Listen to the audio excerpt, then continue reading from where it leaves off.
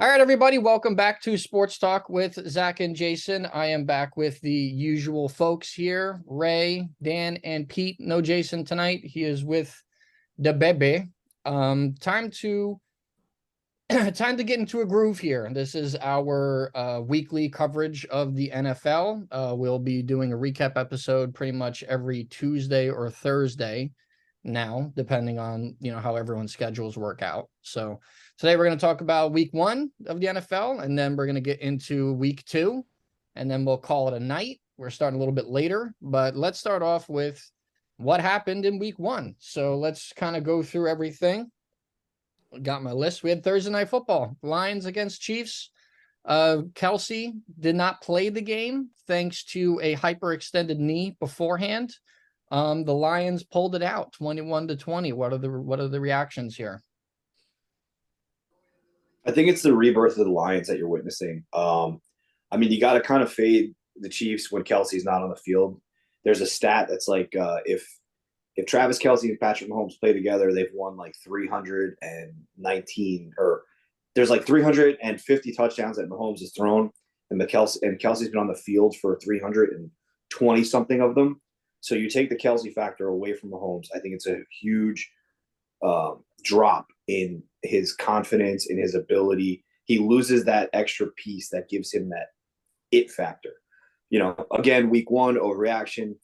No Kelsey, Pat doesn't look his best, but I like what I saw out of the Lions. I think they're a gritty team. I fucking love that coach. I think he is such a gangster and just gritty and dirty and just scrappy, and bring it on. No surprise on my part, because I'm pretty sure it was me and Dano both picking the Lions to come in and just kick the fucking tar out of the Chiefs. And Dan Campbell's got gasoline in his veins.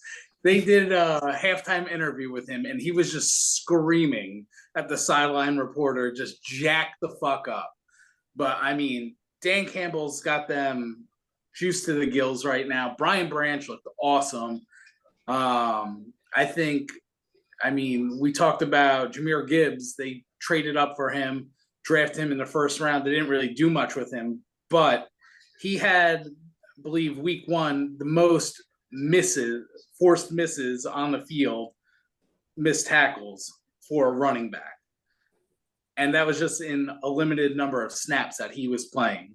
I think he's going to be phenomenal once they give him the full reins and he's doing 15, 20 touches a game. And David Montgomery take a back seat to the kid. But I think, like Ray, you said, without Kelsey on the field, that team is very stoppable. Kadarius Toney looked like he had chub hands from fucking Billy Madison, couldn't catch a ball. So they need to look somewhere else. I would be on the phone immediately right now to Tampa trying to get Mike Evans in that wide receiver room, because you need somebody when Kelsey's banged up with the knee. Now he's talking to Taylor Swift, so who knows? He could wind up a lyric in a song soon. So who knows what's going to go on? So yeah, no surprise there. But I think Chiefs will rebound as always, but keep an eye on the Detroit Lions to walk away with the North there.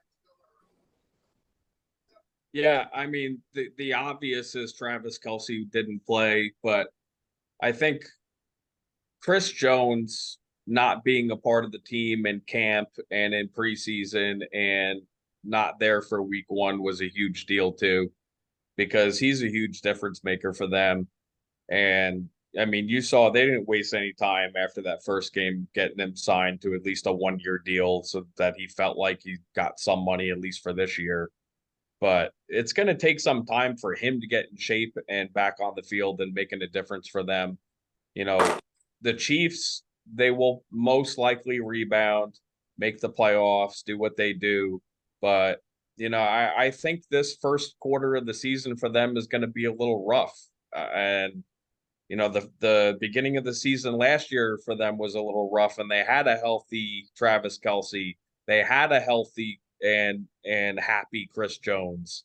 and it didn't work out so well for them at the beginning of the year last year. So I think they're slow starters this year again, and you're going to see some teams surprise them early on in the year. Yeah, I mean, it was Travis Kelce was definitely the story of that game. But you know what? No one's talking about Jared Goff. Like Jared Goff was the better quarterback that game. He hasn't thrown an interception since week 7 of last season or something crazy like that. If he plays 2 more games without throwing a pick, he breaks the all-time record. So, which is fucking crazy. Like he's already tied for 3rd with the all-time record. So I don't think Jared Goff gets enough respect. He's always been a good quarterback. He's really never been that bad. Like he had a couple of bad seasons with the Rams because I just don't think him and McVay meshed anymore. So a divorce was just kind of needed. And it's kind of worked out for both sides in all honesty. So I like Jared Goff continuing. I think he's the right quarterback to lead the Lions right now. I love Dan Campbell. The Lions were ready to play. And it's good to see someone beat the Chiefs, you know. Always Doesn't good. hurt you got the sun god to throw to either. I mean, Yeah. Amon-Ra was all over the field. He looked pretty fucking good. And to Dan, you're with Chris Jones. What are they even doing? Like he was there at the game in a fucking suite. It's a bad look, man. It wasn't a good look. I thought so at the time. I never thought he was even going to be at the game. You rarely see that kind of shit with his agents to with both of his agents, like fucking mafia looking dudes sitting next to him. Like really, it was a total statement. Really weird look. Yeah. And I think Aiden Hutchinson took a big step already. I think he's going to be a premier rusher in the league. And I think you saw a little bit of that on Thursday. There's more to come from him for sure. Agreed. Yeah, I think they're going to ease Jahmyr Gibbs in. I don't think there's any need to worry about that. Kind of like with Bijan, like he didn't play as much as I thought he would because they're easing these guys in. They're not throwing them right to the wolves quite yet. Because when you pick a player that high, especially if they're a skill position player, you're just not. The snaps. Yeah, exactly. Next was Bengals versus Browns. The newly highest paid player in NFL history went into Cleveland and was one of the worst quarterbacks in football. So Cleveland actually has owned the Bengals, and even before Joe Burrow and when Joe Burrow got there, they're like 6-1 in their last 7 games against the Bengals. The Browns just know how to beat them, and the Browns have a good defensive line. They got a good secondary. They got a great O-line. They just lost their all-pro right tackle, which is not good. But Nick Chubb was great. Deshaun Watson had a rough start. Was able to run the ball a little bit well. It was rainy. A lot of rainy games all over the country because I think a lot of the East Coast and the mid country got the remnants of that hurricane that hit Florida. Just nasty weather all over the place. But the Bengals looked like hot trash, and Joe Burrow looked like hot trash, and that's my week 1 overreaction.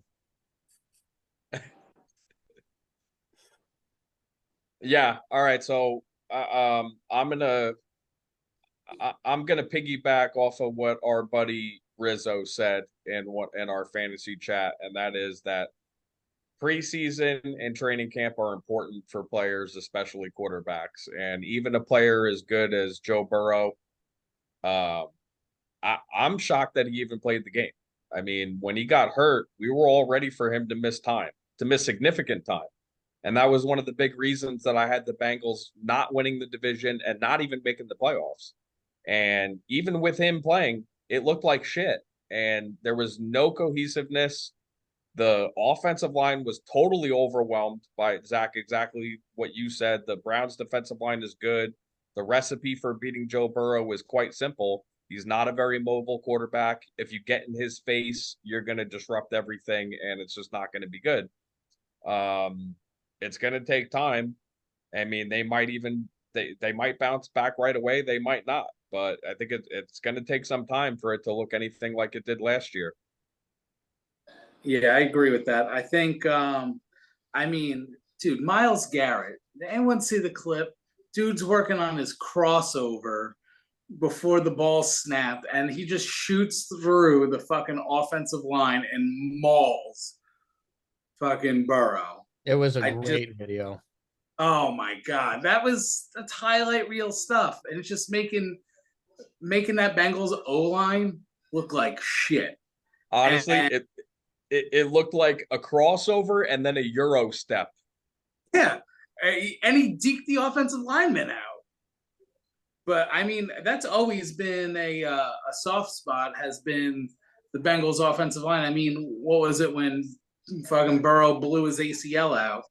It was the O line can't keep him upright, and under pressure, and it just goes to show without a sturdy O line, and I don't care who you have as your quarterback, Yeah, and what weapons you have around them. You're just suck. Stuck. Yeah. You just suck. Like there's no sugarcoating it. You just blow goats. Raymond. Yeah. I mean, there's not much more to say. It's, obviously I'm a believer in Joe, and I think he's still one of the best quarterbacks in the league. That guy sucks. I just don't think he's ready to play. Like Dano said, when he was hurt, we all said, all right, we'll see you week 5, week 6, maybe. Kudos to the guy for gritting it out and going out there grinding, but for what? Your O-line is trash, and you've gotten hurt behind that O-line before. You're just going to run back out there and think you're going to produce. The guy was playing scared out of his life, especially when you have Myles Garrett, who's just literally Euro stepping his way into your fucking pocket. Like, come on. Like, what are we thinking here? I'm not surprised, that game is always a bloodbath. It's like when Pittsburgh and the Bengals play each other, like those teams are just nasty. So, I mean, yeah, I'm not surprised. I thought Joe would have a little bit better of a day. I mean, 3 points for all 5 of my fantasy teams. Thanks, pal. Appreciate it.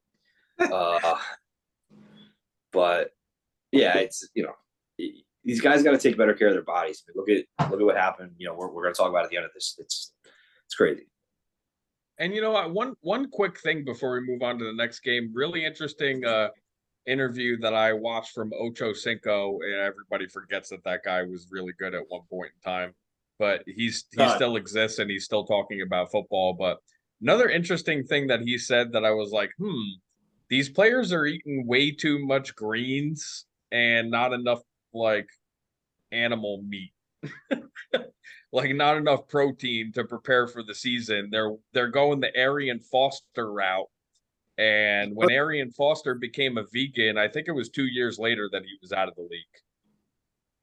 Yeah, soft tissue injuries. Couldn't stay on the field. Yeah. Yeah. So if they want to be idiots, let them be idiots. What do I care? What does Joe care though? He got paid. Yeah, exactly. Got that bag. Got that bag. Next, we have Texans versus Ravens. Ravens got the pretty easy win. Texans are one of the worst teams in football. Brand new rookie head coach, rookie quarterback, who struggled big time.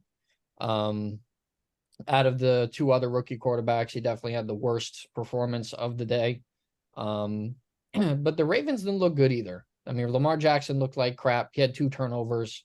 The Texans aren't anything special on either side of the ball. So for them to look kind of pedestrian against the Texans at home was a little concerning. OBJ looks pretty healthy.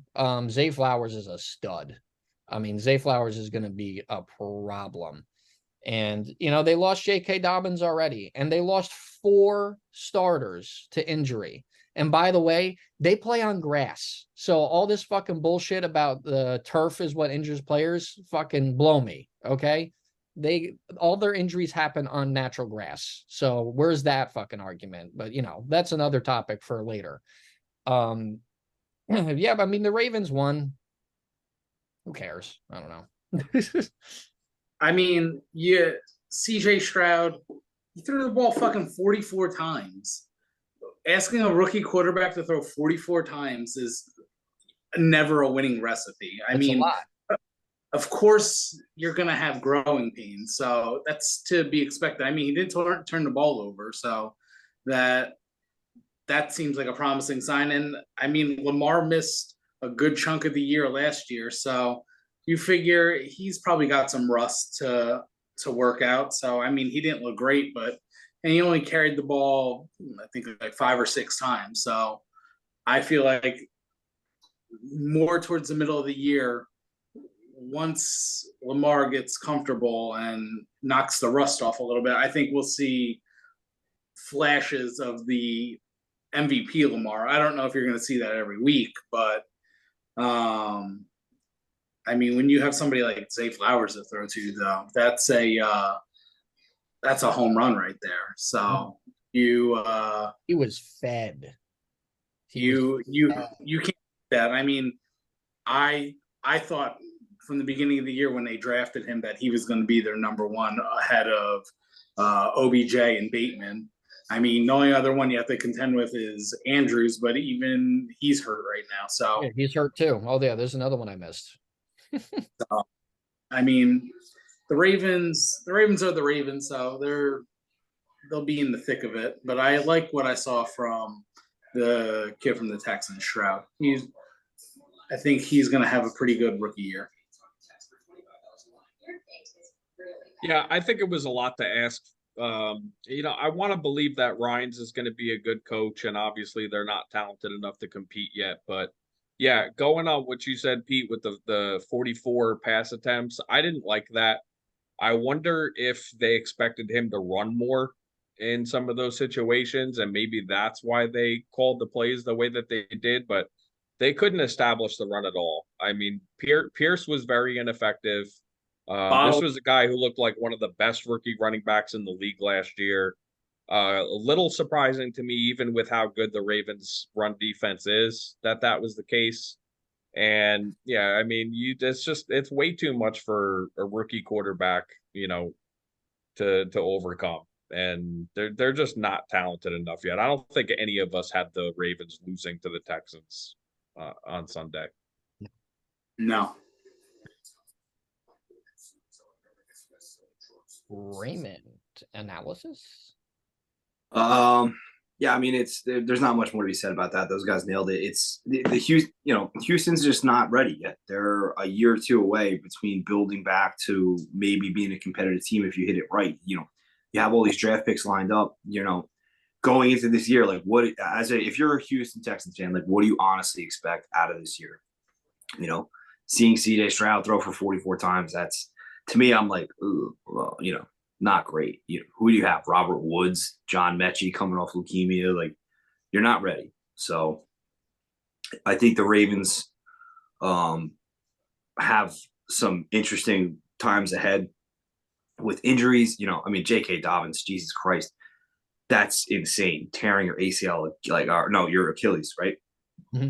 Yeah. This is 3 years in a row for him. 3 years in a row. It's just, it's just sad. It really is. I mean, and then their injuries is crazy. Mark Andrews being a scratch the night before, like they got to get healthy and they got to stay healthy. I feel like the story of the Ravens the last 2 years is just the injury bug of how they adapt and overcome and try to work their pieces out and fit, Gus Edwards and Justice Hill and whoever's running all this. Yeah. So. So yeah, I think the Ravens are bound for mediocrity. I don't see them being the best team ever for anytime soon. I will say, for fantasy purposes, I would love to see Tank Dell run a little bit more out on the field and catch some more passes. I think that's to come, but I was surprised that he wasn't used more. I understand he's a rookie, but like they hyped him up like crazy. Yeah. So I was also surprised that he wasn't more involved, but again, and it's a rookie. There were, going back to the Ravens too, there were a lot of people who just figured that Isaiah Likely was going to turn into this good tight end. Well, I still haven't seen that yet. So when are we going to see that? Is that going to happen anytime soon? You're not. He's mediocre at best. Yeah. All right. Next, we had the Buccaneers versus the Vikings. Kirk had 3 turnovers. Ain't gonna win that way. But you know what? the Vikings defense still sucks. Even with that new head coach, Baker Mayfield was able to kind of sling it a little bit. Mike Evans had a touchdown. They won 20-17. If the Vikings didn't have so many self-inflicted wounds, they probably win that game pretty handily. But it was kind of a mediocre fest in that game. I mean, the Bucks got the win because the Vikings just didn't feel like playing correct football. I mean, Justin Jefferson is still a stud at 158 fucking yards in that game. I mean, it just seems like he's always open no matter what. Dog. He is a dog. Yeah, he's a special talent. And when you have someone that special, you got to put a good defense out there, you know. And I understand they only let up 20 points, but you know, the Bucks suck. So Buccaneers got the win. So kind of a mediocre game. Yeah, it was a meh game, but I mean, shout out to Baker Mayfield. Fucking wrote him off. Take that fucking headband off and see you later out of Cleveland. And then he finds a home. And you know what? He shows up and fucking runs on a fucking D-back and tells him, get your weight up, son. Get your weight up. So, I mean, I don't expect Tampa Bay to be setting any fires down there, but shout out to Baker Mayfield for at least showing out. I mean, who knows? Could be a second chance for him. Yeah, I mean, I like that kind of juice that he brings. He might not be the answer at quarterback for any team. I mean, he might just be. To me, Baker Mayfield is a really, really, really good backup quarterback. Like, honestly, best case scenario backup quarterback that you can have. I don't think he's going to carry you to victories. He's gonna make some throws, especially if you have some talent. I think the Bucks still have plenty of talent. I think the Bucks still have plenty of talent defensively. And, you know, like Zack said, those turnovers are going to kill you. And, you know, as much as we all love Kirk Cousins, and, you know, I finally watched that quarterback series and my respect level went up for Kirk Cousins. But at the end of the day, like dude, that dude can't carry a team either. It seems like, you know, it's a little underwhelming at times, and it drives you crazy because he'll have these stretches of brilliant play, and then he'll just fall flat on his face, and it's just disheartening sometimes to watch. And you know, they like Zack said, their defense is abysmal. I mean, they didn't get any better. It kind of looked like if anything, it's just going to be worse for them this year. And I'm not a believer in them at all. I wouldn't be surprised if everything changes for the Vikings after this year and the Bucks.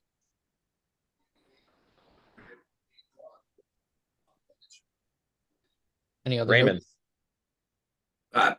Again, I got nothing left. I mean, it's, you know, I was sitting at the Saints game trying to watch highlights of all these games going on. The Vikings killed me. I didn't think that the Bucks were going to stand out to that point. But I mean, again, you have Chris Godwin, you have Mike Evans, you have weapons, you know, Rashad White. The Bucks have pieces to support Baker. Baker just needs to not fuck it up. So Baker reminds me of like Blake Bortles. Yes, the perennial just mediocrity. Yeah. You got to respect the fire, though. I do respect the fire that dude has. He does, and you know what? That kind of attitude and that fucking shit talk vibe that he gives off, that lights a fire under people too. When they see you going helmet to helmet with with a defender, and you're the quarterback, people buy into that sort of thing. So you never know. You catch lightning in a bottle like that. But I mean, it's Baker Mayfield. Excellent. Next, we had the Panthers and Falcons. Falcons won pretty easily. Panthers look like doo-doo. Especially because the Falcons offense is doo-doo. besides Bijan Robinson. I mean, a big fat goose egg by Drake London. Only 2 catches for Kyle Pitts because Desmond Ridder cannot throw a football. I mean, he is abysmal bad. And I saw a crazy ass stat. He's 26-0 at home. Between his pro career and his college career, Desmond Ridder has never lost at home. That's a crazy stat. 26-0. So, I mean, congratulations, I guess. But I mean, Ridder sucks, and the Falcons' defense is actually pretty decent. And they had Bryce Young. They made him look like a rookie. I mean, Bryce Young had pretty good moments, had a few touchdown passes, but I mean, the Falcons' defense kind of took care of business. I don't expect the Falcons to do much again this year because they just have a fucking cone out there throwing the football. God, Desmond Ridder. He was really low on my QB rankings. I don't remember where I ranked him exactly. I had him dead last. He may have been dead last for me. Definitely the bottom 5, bottom 3. Dude looks like a fucking JV quarterback. It's terrible. How he's actual starting quarterback is just mind-boggling. They need to just stick to running the ball 40 times a game and hope for the best for Algier and Robinson. And Cordell Patterson didn't even play. He's another one that you can mix in there too. It's fucking terrible. Terrible. Kyle Pitts. I would like to just go on record. I drafted him. That's a mistake. He was the only relevant tight end that was left to draft. And I said, fuck it, I'll take him. I am not starting him the rest of the year until he has 2 games in a row over 100 yards. He's never going to start. Sam Laporta, how you doing? I'd rather start Laporta. Laporta looked good. You did. Yes.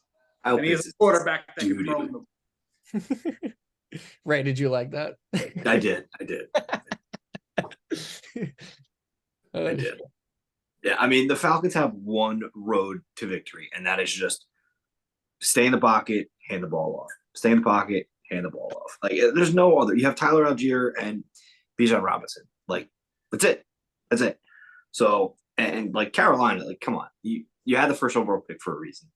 And they traded for it. Yeah, but you were still abysmal, and you're going to be bad for a couple years. So good luck. Like, yeah, I got nothing for those teams. They're trash. Yeah. I said before the week 1 games that I thought the Panthers it was going to be a really rough year, and that it was going to take some time, and we weren't going to see much this year, especially from the rookie quarterback. I mean, he did look okay. I mean, he struggled. I mean, it's normal when you're not talented, and they're not talented, and it's going to take a while. But the Falcons, I mean, call me crazy, and I had them winning the division. Yeah, Ridder isn't any good at playing quarterback, but if they could keep running the ball and they could keep playing that kind of defense, I mean, why can't they win the division in the NFC South? That division is dog shit. They're going to play other teams in the NFC that suck. I still don't know why they can't win, 8 or 9 games and win the division. I think eight games could win the division in the NFC South. They're not better than the Saints. Stop that, Dan. They are not better than the Saints. We'll see. We will see. We will see the Saints winning that division. Listen, I'm sticking with my pick. I'm not saying the Saints are bad. I'm sticking with my pick. I think the run game for the Falcons is going to continue to get better and not worse. I agree with that, but you also need a quarterback. You do. You do. Carr was terrible last year, bro. Carr was god awful too last year. I mean, they ran that guy out of town. You mean Vegas is a terrible organization. Yeah. All right, Ray, shut your mouth. And Dano, completely different circumstance. circumstances. Carr didn't play himself out as much as it was Josh McDaniels pushing him out. yes. Well, Yeah, whatever the right. case, By that same- You got whatever the case may be, he got fired, and and good got quarterbacks don't get fired. It was a divorce. The Raiders just kept the kids. They fired his ass, and they brought in Jimmy G to replace him. What does that say? Handsome. Oh, I got plenty to say about Jimmy G. So Oh God. Oh, don't worry. I got plenty to say about that game too. Cardinals at Commanders. This was the shit bowl for week 1. Joshua Dobbs versus Sam Howell. Both teams were trying their hardest to lose this game. The Commanders sucked a little less. The Cardinals are so bad. I mean, but you know what? They got 6 sacks on Sam Howell. So the Gannon must be doing something right with that defense, maybe, or maybe the Commanders' offensive line isn't as good as it used to be. But both teams look like shit, and the Commanders look less like shit. So they won. A lot of head shit. I don't want to talk on this, but Yeah, I was gonna say We don't have to. Yep. the Cardinals Sam they're going Howell to stinks. Josh Dobbs stinks. it's going to be the Caleb Williams show over there. That's Yeah. all they're waiting on. They're waiting on Marvin Harrison Jr. too, and then we'll talk about them next year. actually, like really am intrigued by Sam Howell, even though I think the Commanders are going to suck, because he did pull the game out at the end.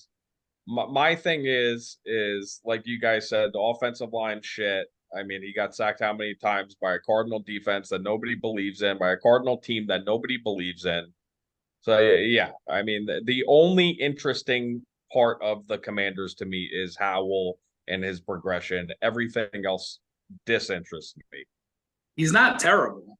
No, he doesn't look terrible. He doesn't. So All right. Next, here's a fun one. Jaguars at Colts. The Colts gave the Jaguars everything they could handle. It was a division game. They always play each other really tough. But Anthony Richardson almost pulled that off. And I kept saying he was going to be the best. And he's starting off really damn strong. Full dual threat ability. That dude is a fucking horse behind that offensive line. He's 6'4", 250, running a 4.4 40. Disgusting. He had a touchdown pass. He had a rushing touchdown. He looked good. He had the normal rookie pick that he threw, but he looked pretty damn good. The Colts looked a little bit better than I thought they were going to, but you know what? Maybe having a young rookie quarterback like that can revitalize you. Shane Steichen did pretty well in his coaching debut. There's just too much talent on the Jaguars. Trevor Lawrence is just that good. Trevor Lawrence pretty much eventually took over and made sure that they won. Zay Flowers had a crazy touchdown catch in that game. Evan Ingram looked good again. Who? Calvin Ridley. Calvin Ridley is the big time story though out of that game. His first game off of the 1-year gambling suspension, and he looked unguardable. I mean, he was so good. Zay Jones had the crazy catch. Zay Jones. I'm sorry. Did I say Zay Flowers? Yes. Sure did. There's so many fucking names with these mooks.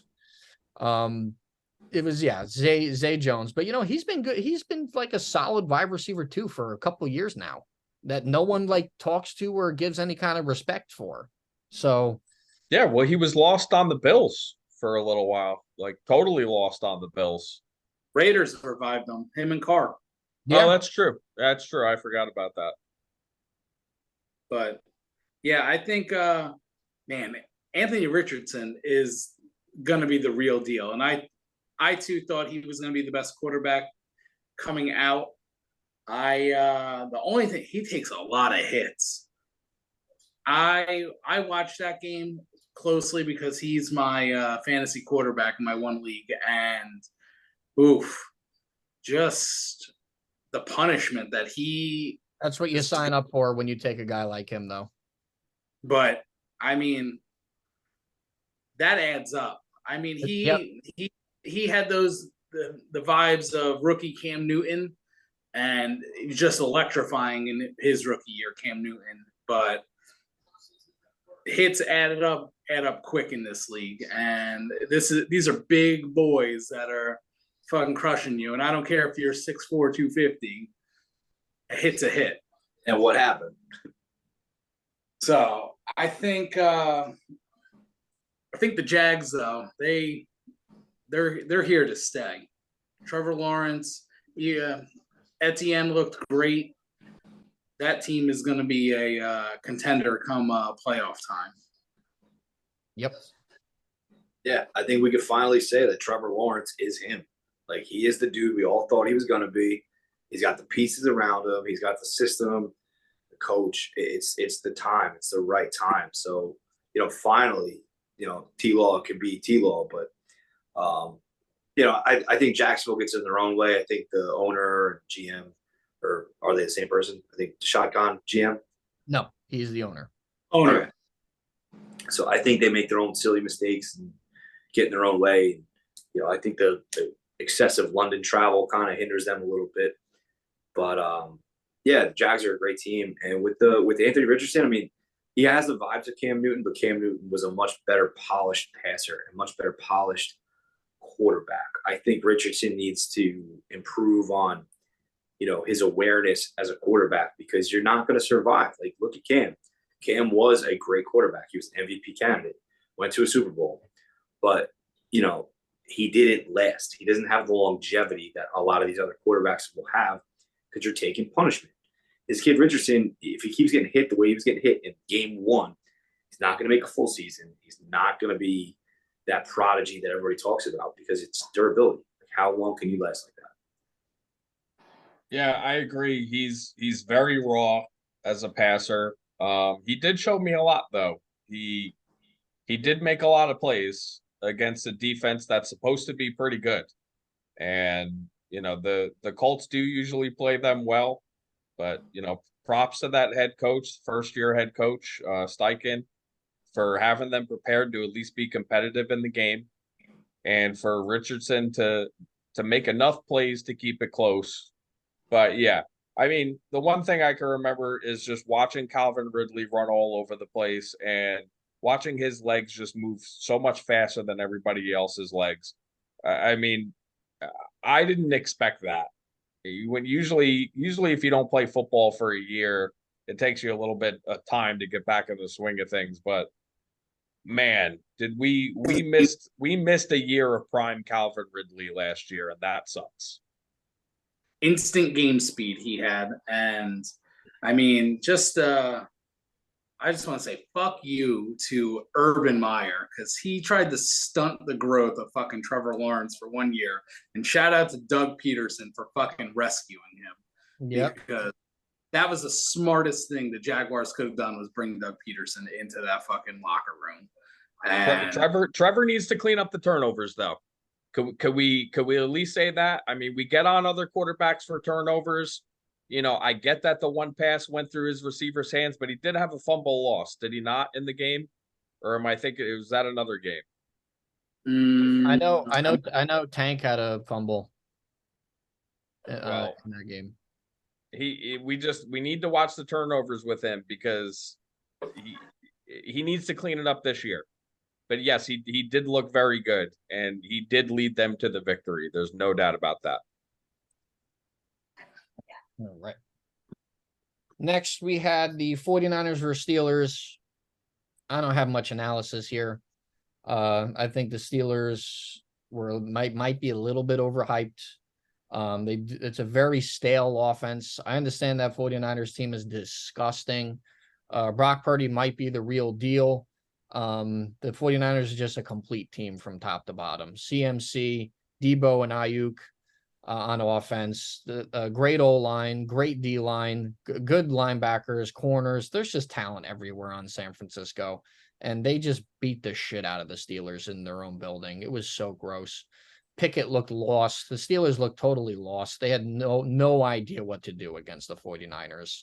I don't know if that continues into when they play Cleveland on Monday, but I mean, the Steelers looked not good. Yeah, 49ers are just such a well-oiled machine from top to bottom. I mean, Purdy does look like the real deal. He plays a very clean game, very few mistakes, and when healthy, Christian McCaffrey is probably the best player in football on the offensive side when he's healthy. He just looked ridiculous cutting through He looked the fucking unstoppable. the Pittsburgh Steelers. It made them look like children. And I mean, Kenny Pickett, small hands, he did get his brain rattled on that one hit.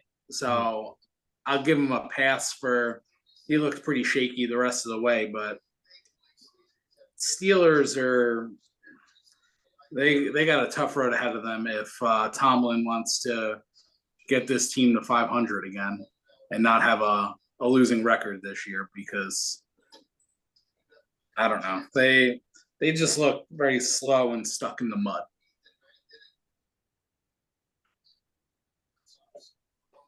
Yeah, I don't think the Steelers are close. I think the Steelers are more than a few steps away. Like, I don't think they have anything really going on right now. I mean, even Najee looks terrible.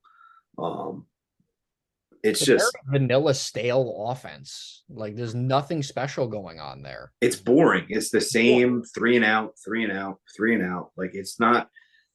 There's nothing going on there. And then on the flip side of that, you have the 49ers, who have a literal weapon at everywhere you look on the field. They're the fucking fullback who is just still, out there grinding, and just he's a weapon. Your fullback is a weapon. Yeah, that's a complete team, and it's scary. Brandon Ayuk and Debo are insane. And this kid Purdy, they're not asking him to do much because he doesn't have to do much. All he has to do is go out there, manage the game, put the ball where it needs to, and just do your fucking thing. And that's how you win games. I think the 49ers, I mean, lock them in for at least the championship game. Yeah, they're my favorites to go to the Super Bowl out of the NFC. I mean, I'm so shocked by the ineptitude of the Steelers at home, a Mike Tomlin coach team, regardless of how, much more talented the 49ers are than them. Their offensive line is so pitiful, man. They can't get a push on anybody. I mean, last year Najee Harris had a shit year. They couldn't push anybody off the ball to save their lives.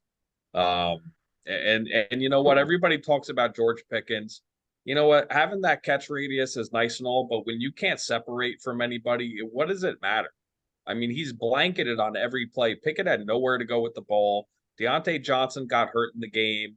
The only option it seemed like he had was Freiermuth, and he's not a fucking superstar pass receiving tight end. He just isn't. He's a really good blocker and a guy who could catch passes for you when needed. But yeah, I mean, and yeah, McCaffrey, obviously really good player. It also helps when every single guy on your offense is just bulldozing defenders out of his way on his way to fucking 50, 60, 70-yard touchdowns, including the receivers. It's just what the 49ers did was so impressive. I mean, on the road, they're going to the Super Bowl, in my opinion. They're going this year. All right. Next. Titans Saints in New Orleans. Very close game. My big takeaway is the Saints started out slow. Offense was kind of trying to gel a little bit, a lot of new pieces there. Michael Thomas looks healthy. That's a big takeaway from me in that game. And the other big takeaway is Ryan Tannehill is dog shit. I mean, he is so bad, it's frightening. 3 picks. I'm so glad I started Mike Evans over D-Hop in fantasy, and that ended up working out well for me. But I mean, Derrick Henry still looked good.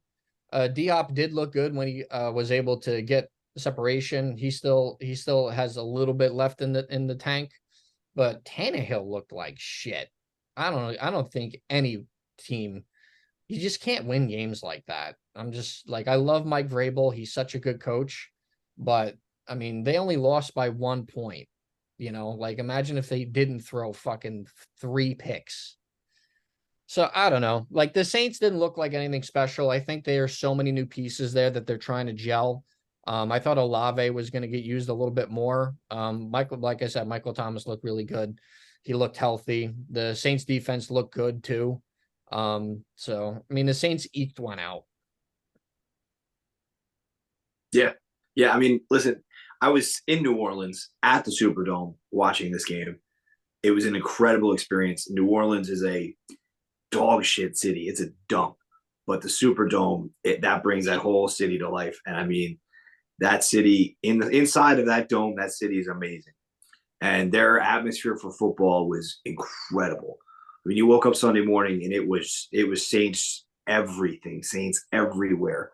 You go into the Superdome and that place just bleeds just football. Like you have people dressed to the nines. Like it was an incredible atmosphere.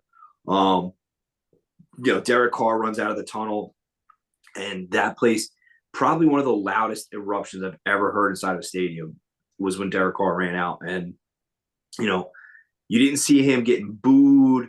You didn't hear people, fuck you, Derek, get out of the game. Like if he had a bad throw, I mean, first of all, his first throw as a Saint in that first pass to the sideline was just a thing of beauty. But like they support him, and you can tell that city is in on Derek Carr and the team. But I would say, yeah, I agree with you saying he eked it out, because I think the Titans are dog shit. They didn't do a fucking thing. I mean, Ryan Tannehill looks terrible. He's not looking around. He's getting no help. I mean, D-Hop is out there. That Traylon Burks, terrible. He's not getting any separation. They're not even double covering Traylon Burks. They're putting him on single covers with a safety on the upside. Like they're not even worried about him. Like D-Hop was getting all of the energy on either side of the field, and they would just flip whenever he changed sides, and he was getting fresh coverage every time. So, maybe D-Hop still has a little bit left in the tank, but you didn't see it that game because the Saints defense was literally not worried about D-Hop whatsoever. They were not concerned about him doing anything. I think another also big tell, and I don't have the stat in front of me, I wish I did, but Derrick Henry was not on the field a lot. Like when he was on the field, he would run a play, come off to the sideline, run a play, come off to the sideline. Like there's a lot of third downs and a lot of moments where you were looking around, you're like, where's Derrick Henry? Where's Derrick Henry?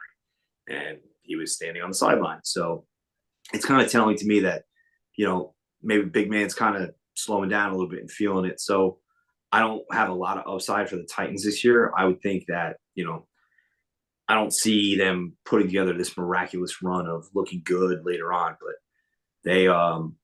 I think the Saints have a chance. I think the Saints can easily win that division. They are a more complete team. Michael Thomas was great. Jimmy Graham is back. That city loves Jimmy Graham. My God. Raheed Shaheed, that it felt like the entire offense ran through Raheed Shaheed, which was interesting to see. But yeah, they're a fun team. It was fun to watch. Glad I got to do it.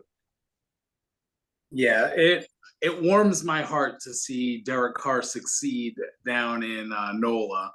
And I saw a video of Rashid Shaheed of Carr telling him on that last drive, I want you to just fucking run this go route. And Carr hit him on that thing for that big play at the end. And man, they did erupt for that. But I think a change of scenery for Carr is going to be good. Definitely a winnable division. Titans, I think long gone are the days, like you said, of Henry pounding the rock 25 times a game and basically masking that piss poor offense. Tannehill has never been a serviceable quarterback, in my opinion. I think that they have big question marks all over with quarterback, and I wouldn't be surprised if we saw the rookie in there sooner rather than later just to see what you have. The Mayo Venture. Oh no. Oh God, that's disgusting. But yeah, Tennessee is in a world of hurt. I mean, D Hop looked decent. So it'll be interesting to see how he plays out if he stays healthy. But yeah, I think my biggest takeaway was that the Saints pulled it out at the end, and again, South is very winnable for them. So Yeah, Pete, you stole a little bit of my thunder with Vrabel and making a quarterback change. Obviously, Tannehill has to be on a short leash this year. I mean, how much more can you take? I mean, all this guy has done, when he you count on him to be a game manager, and then when you ask him to do anything more than that, he throws the game away. It's interesting to hear because I didn't realize that Derrick Henry wasn't in that much in the game. Ray, it's very interesting to hear that.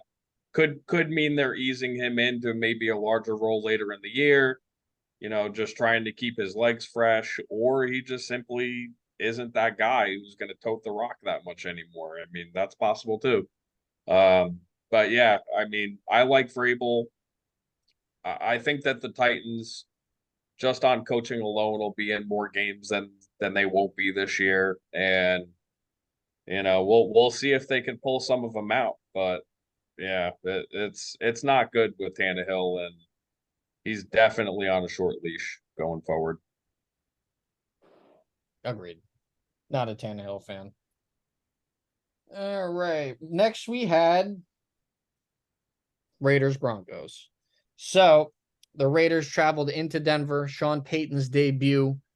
And I was not impressed. Not impressed at all. Russell Wilson looked better. I'll give him credit. He looked a little bit better than last year, but very conservative, very vanilla offense. Couldn't really run the ball too much with Javonte Williams and the other guy that they got there. The Raiders did just enough to go into Denver, and Jimmy G did just enough to beat them. Classic Jimmy G style, just went in there and just did his thing and won. But I think the big story of this game is I still don't think the Broncos are anything good. They only put up 16 points against a subpar defense at home. Like, if you're a Broncos fan, how could you possibly be happy about that right now? The Raiders aren't a team that are a contender yet. They're still adding some pieces. They're trying to stay competitive with Jimmy G, obviously at quarterback, and they got a big division win. But I think the big story is the Broncos didn't look good under Sean Payton still. Russie is cooked. He's fucking terrible. But He did not air the ball out. I'll say that much. A lot of dipping and dunking the whole game. I mean, he was getting swarmed. Max Crosby was all over the field in that game. But I just want to say, Jimmy Garoppolo, man, fucking Playboy Jimmy wins games. That's all he does. And he manages the game. He knows his role. He knows the offense.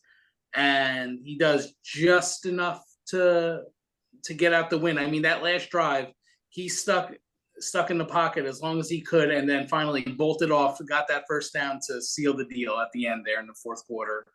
You can't ask for more for a new quarterback in a new city for his first time.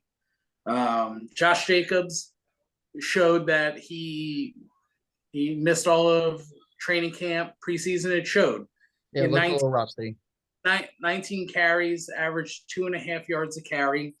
That's going to give him 3-4 games, and he'll be moving along. The offensive line was, I don't know if it was a product of the failure from the Broncos or the offensive line is just overachieving, but they looked pretty solid yesterday or on Sunday. And pass protection. Yeah. In pass protection, yeah. They held their own. I mean, Jacoby Myers was a man on fire until he got his brain scrambled. So hopefully that was bad. That was bad. Dirty hit. But I mean, we're sitting here right now, the 1-0 Las Vegas Raiders, your first place Las Vegas Raiders.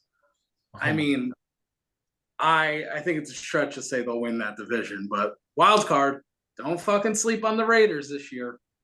Why not? Why not? I think I think Jacobs will ease in a little bit. He'll look like his normal self as the season goes on.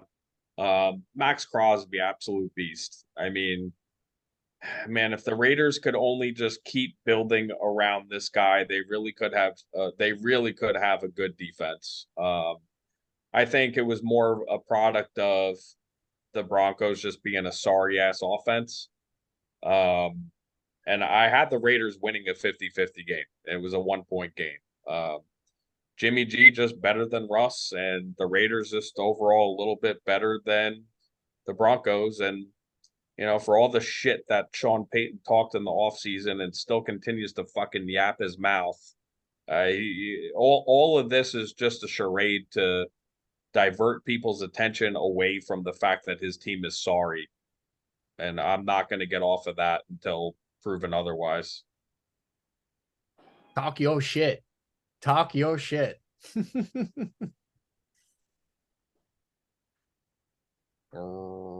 got nothing. I didn't see any of that. I just know Max Crosby's a mutant. I didn't see any of that. So I got nothing. Oh shit, that was funny. Yeah, Max Crosby's just a freak. He's a mutant. Love that guy. He has the nicest. This is really like off topic, but his like chest tattoos are like portraits. Yeah. Like his tattoo artist must be the best artist on planet Earth.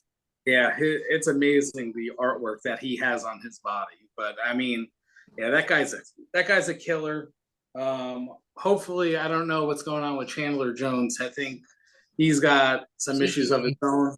Yeah, I don't think he's going to be playing any snaps anytime soon. But the rookie that they drafted, Tyree Wilson, he had a foot injury and he looked pretty slow coming off the ball. But I don't know. I think over time that'll get better and that'll take pressure off of Mad Max to do damage. Yeah, Chandler Jones is a really talented player that has really terrible character issues. Obviously, he's been run out of everywhere he's been. He's going to get run out of Vegas. I mean, he's gonna be out of the league soon. It really is. It sucks to see that because he was such a talented player when he started his career, and everybody had high hopes for him. And it's not good, man. It's not good. It's not a good look. No good. Next was Eagles at Patriots. Big takeaway for this game for me is I think the Super Bowl hangover is real. And the Eagles looked slow. They looked a little gassed and a little uninterested sometimes. Jalen Hurts did not play a good game. The Patriots took the fight to them. They looked prepared. They looked well coached. Big fucking surprise, right? Docker. Yeah. And Hunter Henry looked really, really good for them. Mac Jones had a really good game against that defense. He did throw that one pick to Darius Slay, but for the most part, he had 300 yards and 3 touchdown passes against the defending NFC champions. So it was just a little alarming to me that Mac Jones was the better quarterback yesterday on Sunday. So I don't know if the Eagles are just a little tired. I don't know if it's a new system with these new coordinators that they have. I don't know what it was, but the only person on that offense that felt like showing up was Devontae Smith. So I don't know what they're gonna do. They get a nice, in my opinion, bounce back game against the Vikings this Thursday, which they should get right with. But I'll be interested to see how they play that one. But Eagles got the win. Yeah, I'm gonna jump in on this. Jalen Carter saved the game for them. If he doesn't put the pressure on Mac Jones that he did all game, Mac Jones doesn't throw that pick six. The Eagles are missing starters from last year. I think they're down 6 or 7 defensive starters from last year, if I'm not mistaken. You guys could correct me if I'm wrong about that, but I'm pretty sure I saw a stat on that on Sunday. If they think that they're just going to waltz their way back to the Super Bowl, they've got another thing coming. And yeah, while the Patriots did look really good, I think the Eagles played down to them. I think the Eagles are still more talented than the Patriots, and there's no excuse for Jalen Hurts to have that kind of game that he did on Sunday. Yeah, I don't give a shit that it was bad weather. Mac Jones was in that bad weather too, and Yeah, and that's the other thing that I want to say is this excuse all across the league about bad weather and my team didn't play well because the weather wasn't good. Bullshit. Both teams play in that same weather. I don't want to hear it. We grew up watching this game where fucking half the games, every week were bad weather games, especially past September. And I just don't want to hear this bullshit anymore about the fucking weather. If you can't play in the weather and you're a bad weather team playing in Philly, then don't play football. True. I kind of agree. I think I don't like because if your excuse is they didn't play well because of the weather, then how come the other team played well in the same weather? Like it doesn't make any sense. Like it's an ass backwards thing to say. Yeah, it's but Yeah, I was really cop-out. the way Hurts played. Very underwhelming. I mean, He looked uninterested. Like, is it just me or did he look like he didn't really care to play that game? I didn't see much of the game, but from what I did see, it just looked like it just outcoached. I mean, Bill Belichick was putting on a masterclass of just staying in the game and using Mac Jones' ability. I think what really surprised me was the Eagles ran a lot with Gainwell. I wasn't expecting Kenneth Gainwell to get the run that he did. Mm-hmm. I mean, you brought DeAndre Swift in there to do something. Penny was a scratch, so very, very strange to me with running the ball. Was not expecting Gainwell, and they just never really got into a rhythm. That defense saved them, like Dano said. Carter was everywhere. Big play Slay made that pick six, and that wound up being the fucking difference. So I think without the Eagles defense, they're just a mediocre team right now from what they showed on Sunday. Zack, to what you said, definitely a get right situation in a primetime Thursday game against the Minnesota Vikings piss poor defense. We'll see what Hurts shows up. Is it going to be Super Bowl Hurts or is it going to be this Hurts from Sunday? Whatever the fuck that was on Sunday. Yeah. I think we're also seeing if Nick Sirianni could actually coach, because I think he was just a babysitter last year. And I think a lot of people kind of felt that way too. He lost both his coordinators. Let me see if you could coach, bro, because you did not coach well on Sunday. Good point. Yeah.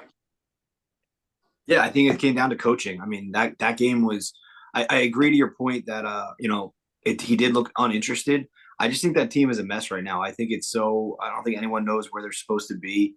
They lost a couple of starters, like you said, but like Pete said too, the running game is just it's so ridiculous. Like they don't, there's no identity, and I think that was a huge part of it last year. I think there was an identity to the run game, and that let Jalen Hurts be Jalen Hurts. I think right now, in that midst of figuring it out of where pieces are going to fit, who is the RB1, who is the RB2, who's my scat back, like who are the guys going to be? I think in the midst of figuring that out, you kind of look at it like, now I got a little ahead of myself. I think with the fact of they walked in there thinking it's a layup, you're going to beat the Pats because the Pats stink.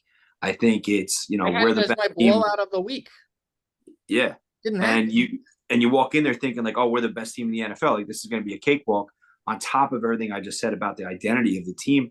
Then yeah, I think that's what happens. And then another point that people brought up, you have Bill Belichick on the other side of the field. He is a predator. When he smells blood in the water, he exposes it and he goes after your jugular and he's going to fight until the absolute bitter end. And, Dano's a Jets fan. You know that. It's relentless. He's relentless. He's absolutely relentless. You're not gonna go in there and get a layup ever against Bill Belichick. I would never bet that. So yeah, I think I gotta think they got a lot to figure out still. Especially, you look at the state of the NFC East, and that's coming up I don't think they're the best team in the NFC East right now. So figure your shit out. I had the Cowboys winning the division before the season started. Yeah. And then with the Patriots, I think they're just I don't know what the answer is there. I really don't. I think Bill Belichick needs to pull off some wild trade, and like I just don't see how they get back to that era of just domination that our generation is used to. Maybe we never see it again, but they stink. Mac Jones is mediocre at best. They have a couple of nice weapons. Kendrick Bourne looked really good. Hunter Henry looked really good, but what are you going to do? You can't, and you lean on Ramondre Stevenson, but you're behind, and you can't. He's not going to win you games. You have to do more. So, Yeah, he's not talented enough to put it on his back. But if Mac Jones could throw 3 touchdowns a game, then maybe the Patriots could win a little bit more than we thought. And that's a winnable thing. That's a winnable plan. I will say Zeke looked decent in the role that they had him, that they were using him in New England too. So, I mean, Belichick's a wizard with shit like that. So, I mean, mixing in Zeke with Stevenson, that could be something to watch. Yeah, I agree. And I think the Patriots fed off of the whole energy of Tom Brady having his number retired and the whole 9 yards, that went on Sunday with him. That crowd was into it. I think they fed off of that a little bit. It was a little bit of a trap game for the Eagles to begin with. I think it was a giant trap game. Absolutely. All right. This game was surprising. Rams Seahawks. The Rams beat the brakes off the Seahawks, and that was with Cam Akers getting 22 yards on 22 carries. That's not good. Or 29 yards, I'm sorry. But what a big difference. But a touchdown. So the Seahawks looked abysmal. Geno Smith, not good. DK Metcalf, cheap shotter. That's what he is. Yeah, I mean, the Seahawks kind of had no answers. I think they got thoroughly outcoached by the Rams. I don't think the Rams know that they're bad, and they played up to their competition, and Matt Stafford played really well.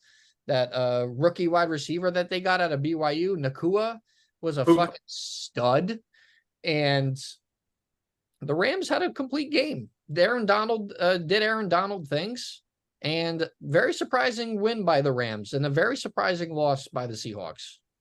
Yeah, as a guy who streamed the Seahawks defense as a fantasy starter, that one really bit me in the ass there. That ain't it. It ain't it. Yeah, I don't know. I think it's another team that they walked in there thinking that they were, way better than they were. And the Seahawks, yeah, maybe when they get Jackson Smith and Jigba back, and you have Lockett and Jigba and Metcalf. He did play. Oh, he was. Yeah, he was. I mean, he's still recovering, but he did play. Was he effective? Because I didn't see one. I didn't see one. He had a few catches. Nah, not as advertised. Let's just say that. There goes that for me then. I mean, I didn't hear anything other than I know DK caught a touchdown, but you didn't hear anything about Lockett. You didn't hear anything about Njigba. You didn't hear anything about anybody except Geno looking like the old Geno Smith that we all know about, not the $50 million guy that is out there right now. My biggest takeaway was Matt Stafford looked good. I mean, looked healthy. He's healthy. Stafford looked back. Like, that's huge. When you have a rejuvenated Stafford, I mean, he's always been a very, very under the radar quarterback that you don't really think about. But in the scheme of things, Stafford puts up numbers. And when you have him healthy, I mean, Cup is down right now, but fucking you pull some schmuck Puka Nakua from off the BYU street, and you just plug and play, and oh no, this is my guy that's going to have 15 targets a game and 100 yards. Like, easy. I mean, that works. And I mean, if he could keep that up until Cup gets back, I mean, I don't know. who said the Rams don't know that they're supposed to suck? That's the most fitting thing you could say. They playing like they're just we're here on Sunday. Let's just go for it. Let's roll. So I remember being very entertained by some sideline reporting that I heard from that game where whoever it was that was reporting it said that Aaron Donald felt like a rookie again with something to prove. And man, I mean, he's still a dominant force. And, I said before the year started, I think Stafford might have one more good year left in him. And if he could stay healthy. So we'll see if he can stay healthy. And if he can, then why can't the Rams at least make the playoffs and in a really barren NFC? I don't see why they can't, because they look talented enough to me.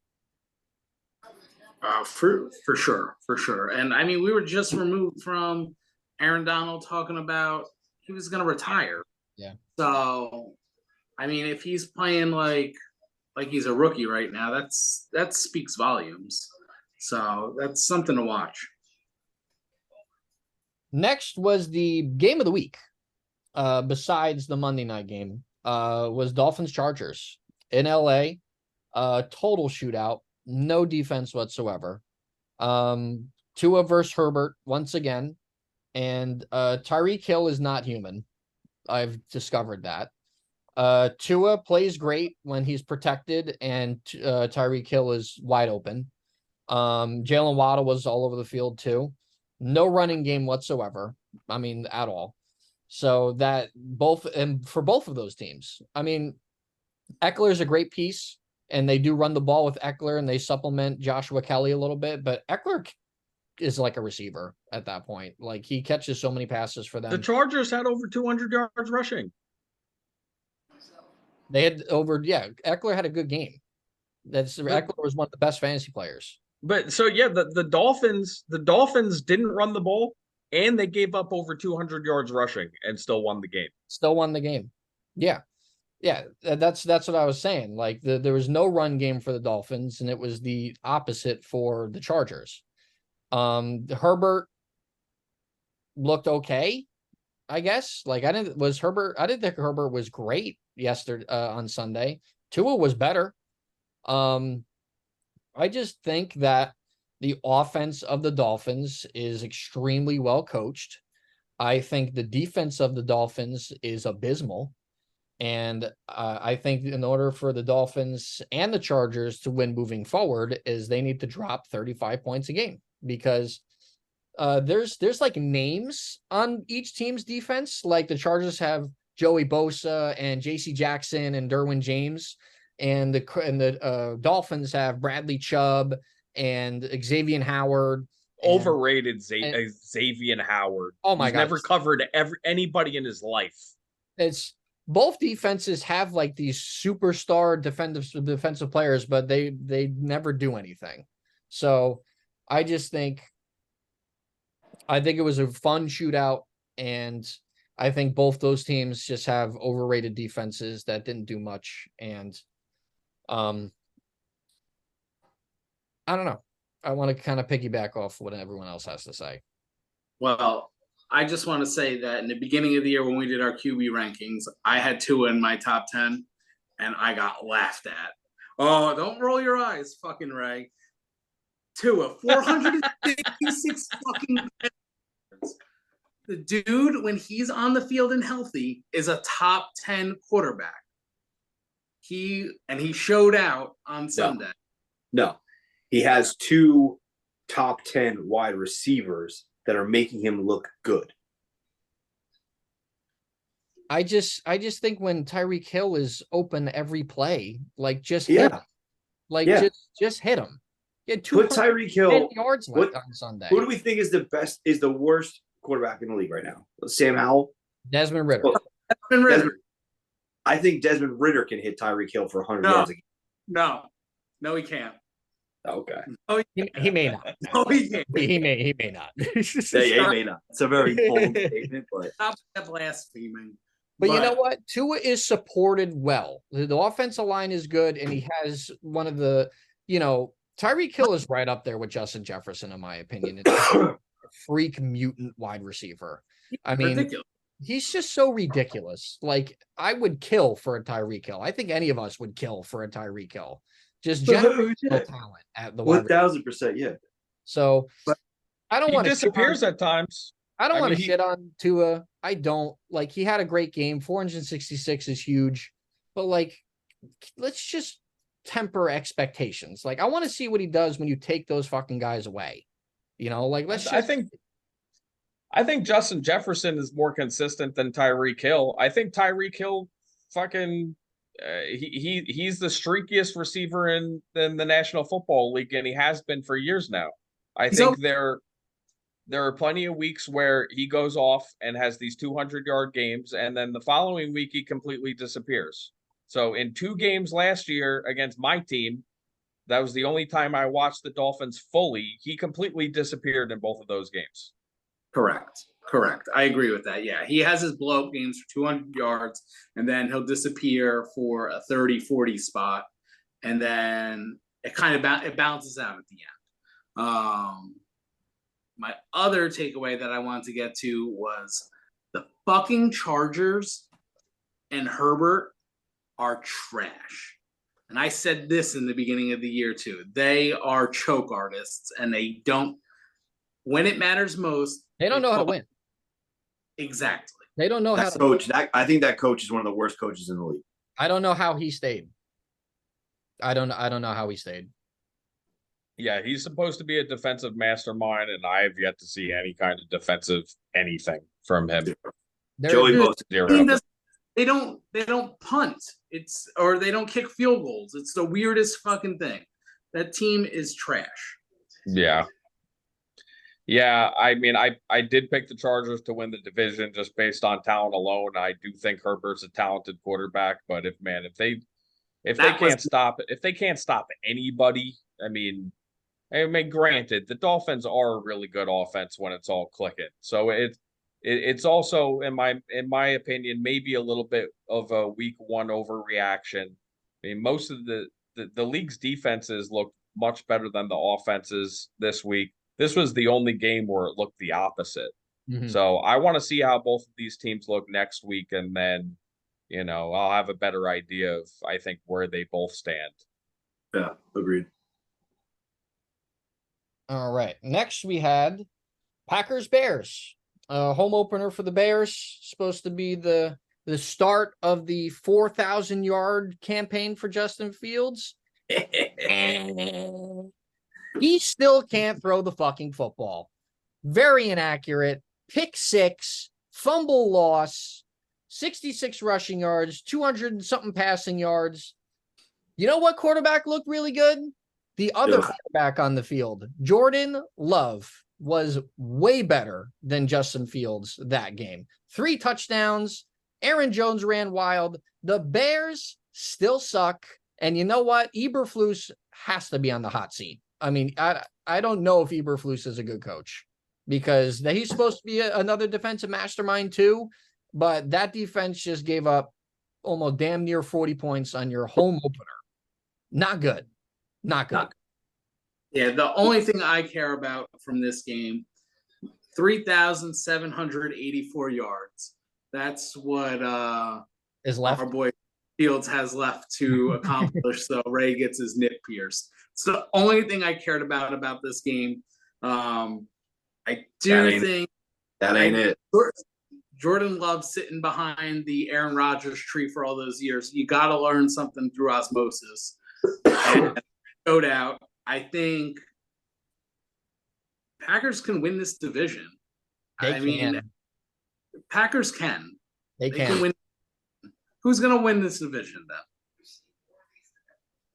I think the Bears. The Vikings. I still think the Lions still have the edge because they're just so talented on offense. But I mean, that Packers defense is still pretty decent. They still got Jair Alexander. They still got Rashawn Gary. Their defense is the best in that division. If their offense plays just as well, I mean, they can win the division. I mean, they were missing Christian Watson too. He was out hammy. So, I mean, Romeo Dobbs stepped up You look good. right now, and he looked good. And the rookie tight end Musgrave, he looked good too. So, add some defensive weapons there. It's a crapshoot if that defense stays out. It plays like they are. For the record, I mean, Justin Fields is on pace for 3,400 passing yards even after that game. So, Shit tackle. I mean, I'm just saying, it's still not out of the realm of possibility that it could happen. That's a whole 600 yards away. He's gonna have a blow up game. There's 16 more games, dude. Yep, plenty of time. There's plenty of time. I can't wait for this. All right. The main event. We got two main events here. We'll do this is the co-main event. Cowboys Giants. Sunday Night Football. I've been alive on this earth for 27 years. I've been watching Giants football for 17 of those years. I've never seen a worse Giants game in my life. And I think Ray can agree with that. Agreed. There wasn't a single positive thing that you could take away from this game. There was a disaster in all three phases of the game. Defense, special teams, and offense couldn't do diddly fucking squat. Daniel Jones was hit 22 times, 7 sacks. I mean, I can't believe he's not hurt. I mean, Micah Parsons going on a podcast going, you get this guy out of here. I mean, this offense line you put out in front of me is mincemeat. And it was just horrid. They had the good first drive where it made you feel all cuddly inside, and then fucking disaster hit. Blocked field goal, returned for a touchdown, fucking 3 fumbles, a pick 6, his first of his career. Andrew Thomas hurts his hammy trying to run down the fucking block field goal. Graham Gano gets spiked on the calf. It was a disaster of all disasters. Like, it was so bad. How the fuck does the reigning coach of the year allow this to happen? The Giants were woefully unprepared to do absolutely anything at all. The only player, what player did anything good for the Giants on Sunday? No one. No one. At all. No one. Like, it was I think it's funny too, because like the fumbles look like comedy fumbles, like sketches you see in like cartoons where like, I was waiting to see the I was waiting to see the oof come out of Saquon's mouth where he got fucking like leveled and coughed the ball up. And then you're just watching and it's like, I actually started laughing, I think like midway through the second. And all my buddies that I was with a couple Cowboys fans too, which was abysmal. And they were like, how are you not upset? I'm like, because this is funny at this point. Like this is actually hilarious. Because two things are going to happen. After that, we're either going to go 0-16 and have one of the top picks in the draft because that team has no chance, or you wake the fuck up and you play football. Because I don't know where else to go from there. I mean, Hyatt was touted to be this like the answer, right? He looked amazing in camp. He looked amazing in preseason. Unseen. I get it was a monsoon, right? I get the weather sucks, but like, come on, the Cowboys didn't look that bad. Like, the Cowboys offense didn't look anything great. Well, when you can't block anybody, how do you expect receivers to have time to get down the field? That's what you guys drafted this kid to do. If you didn't call Justin Pugh like at halftime and say, "Hey, bro, you still got your Giants jersey? Pull it out," like because we need you. Who is begging to be signed by the Giants? Begging at this point. Anyone, anywhere could be better than put a fucking garbage can in at fucking tackle. It'll do better. It won't have to just have the center move it every play. It'll do more. Sean O'Hara needs to get his ass to the buffet immediately. Yep. honestly, On that Put me in there. I'll chop block every play. Like, just put me in. and Zack did not look well at all either. It wasn't like he did No. anything. It was Tony Pollard looked pretty fucking good though. He's a really good running back. no, But yeah, this game was all about the Giants' ineptitude to do anything Anything. and anything. I think the four of us could have fucking sacked Daniel Jones on fucking Sunday night. Throw pads on me right now. And I'll get past Mark Lewinsky. oh god, These God. little fucking twigs go right through Mark At least Lewinsky. you have the reach. Evan Neal, 59th out of 60 qualified offensive linemen in production. We're in bust That's bad. territory. We're in bust territory. I mean, come on, man. Come on. This is an Alabama guy. I mean, I know. what the hell? It's crazy. You just have to. The only thing us Giants fans have to hope for was that this was just an all-time blunder that can't possibly be replicated. That's I like seriously thing we could hope for. believe it was a lack of preseason preparation due to this new NFLPA rules with the limited time playing and everything like that. Like, I really believe that there's a serious lack of preseason, that these guys aren't ready to play. And it's that old school, everybody has a plan until you get smacked in the mouth. And the Giants just got punched right in the fucking chops from jump and didn't have an answer. They got smacked in the mouth. It's that guy that shows up to the fight like, oh, I'm going to kick your ass, wham, and then nothing left. Done. But this, exactly to that point, this is one of those losses that defines a season. And I know we're only one game in. Two ways it goes. It's only two ways. They're going to sack up and they're going to rebound from this. And they're going to be like, all right, we got knocked down, but we're going to get back up and we're going to fucking right this ship. And the only reason I would say there's hope for that is Brian Daboll. If Brian Daboll's not in the equation, I am done. I am saying, all right, well, here, I'll put my Giants shit away for the year because the season's over, and we'll move on to hockey. Did you see the video of that guy in MetLife? Mm-hmm. The fucking Giants fan ripped his Saquon jersey off and just spiked it onto the ground and just walked out of the building. I loved it. Yeah. That was the type of loss that they suffered on Sunday. It's like a franchise altering loss, possibly. Like, if you don't rebound against the Cardinals and drop 30 points on them, then there's a problem.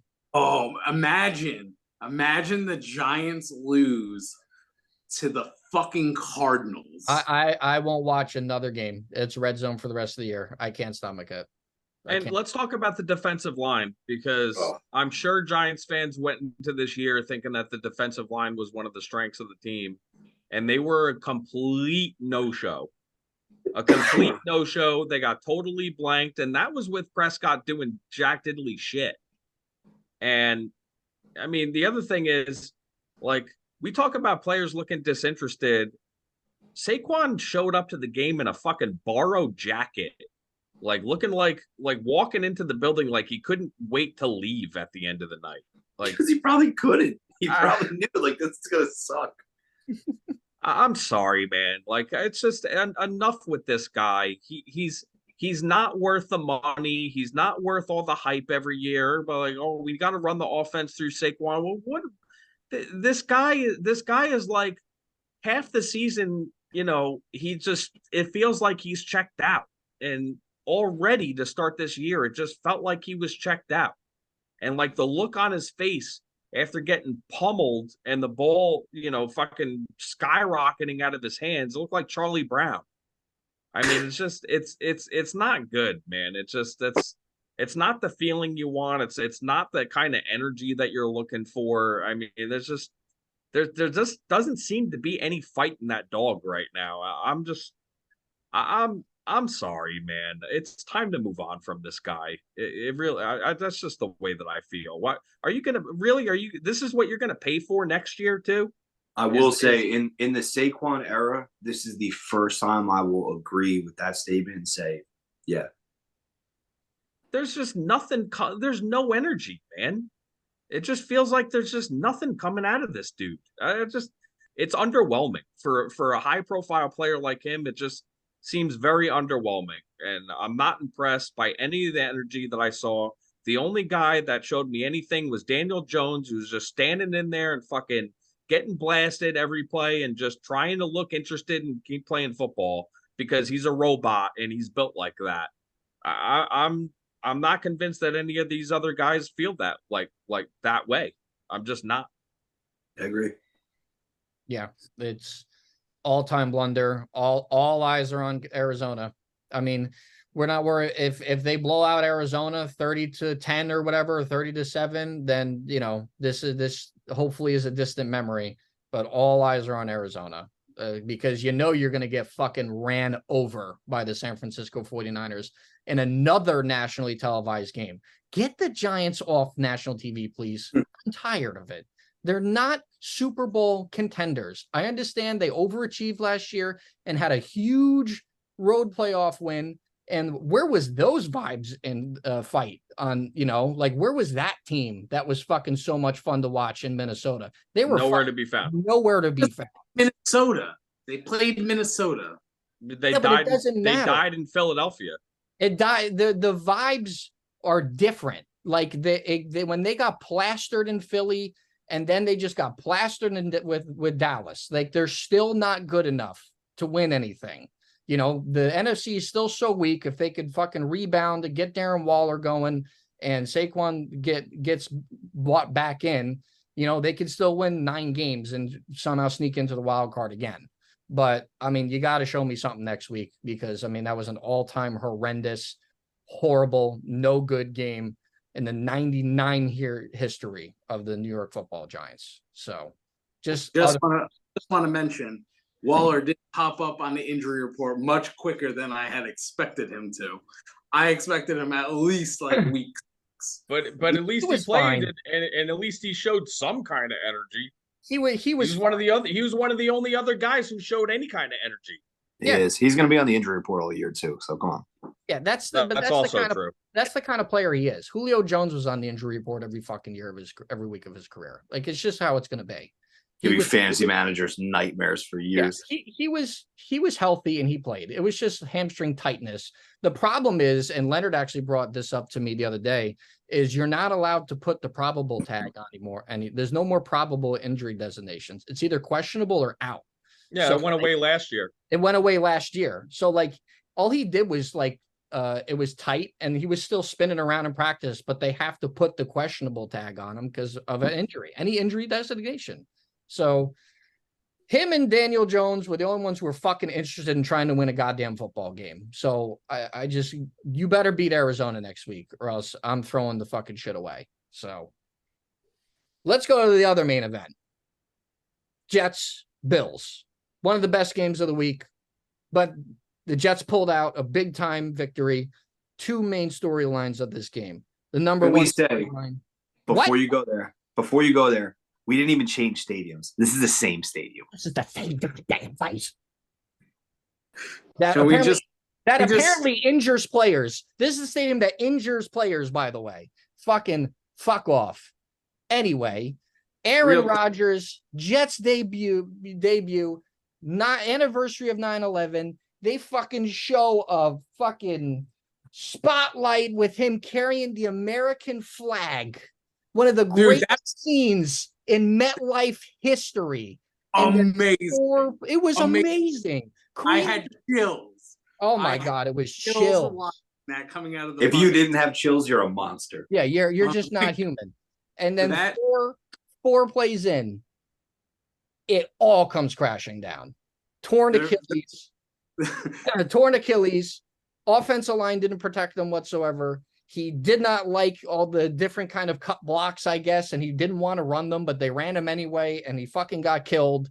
And Zach Wilson comes in, saves the day pretty much, and the defense comes together, the team comes together, the special teams come together, and they fucking beat the shit out of the lowly, overrated, overhyped Josh Allen and the Buffalo Bills. Josh Allen's turnover count is now at 84 since 2018. 84 turnovers since 2018. The bloom is off the rose for this guy, for me. You need to not turn the ball over. And the Jets are a talented ass defense, top 3 in football, most likely.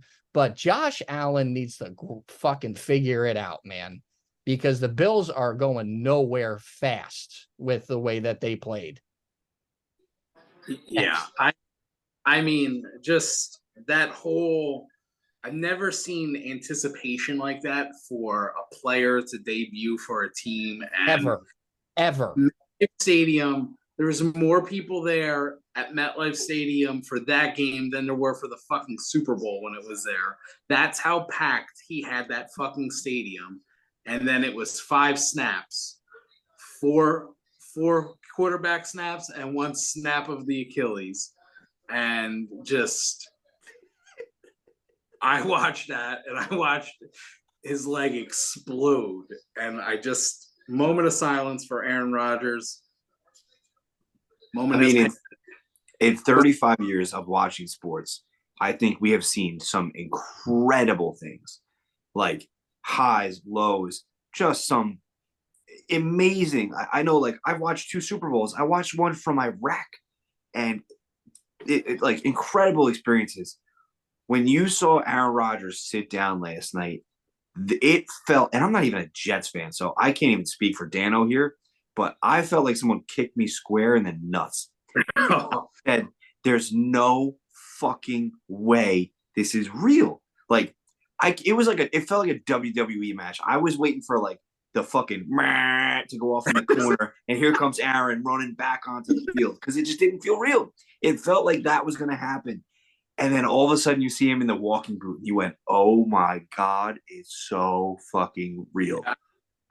And when he sat back down, I was like, that's not good. And then they took him, hobbled him off to the tent. And then when I saw the cart come out, I knew that was a wrap.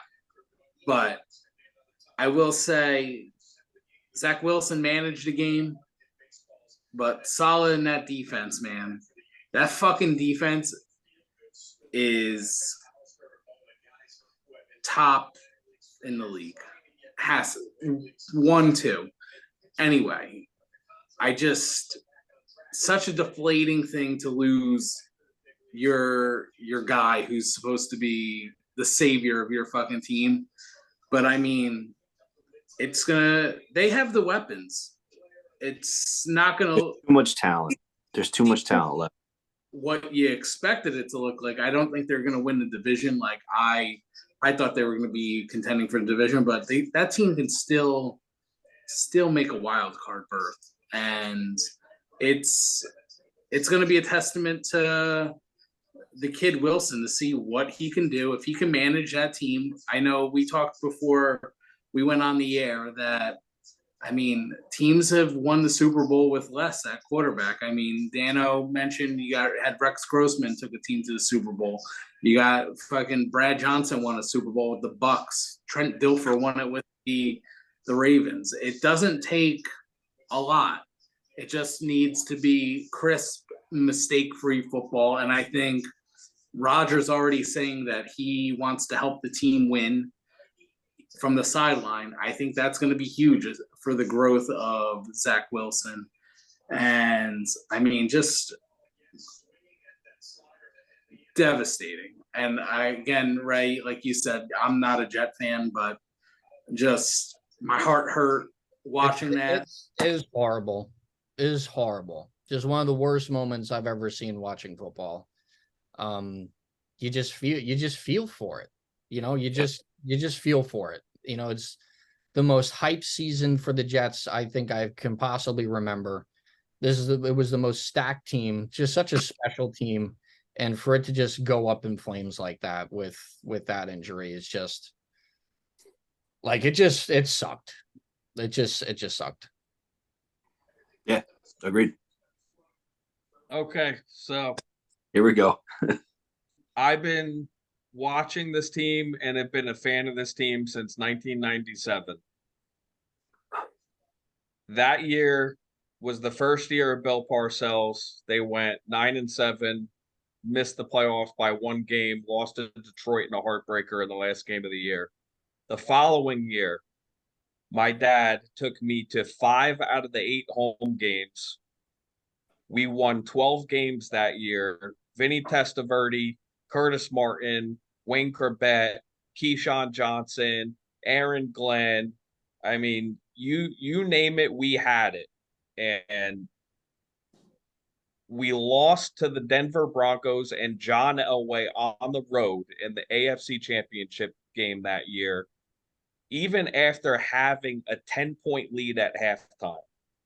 So I wiped my tears away at the end of that game because Zack, mom had to console me because I'm only 11 years old crying my eyes out.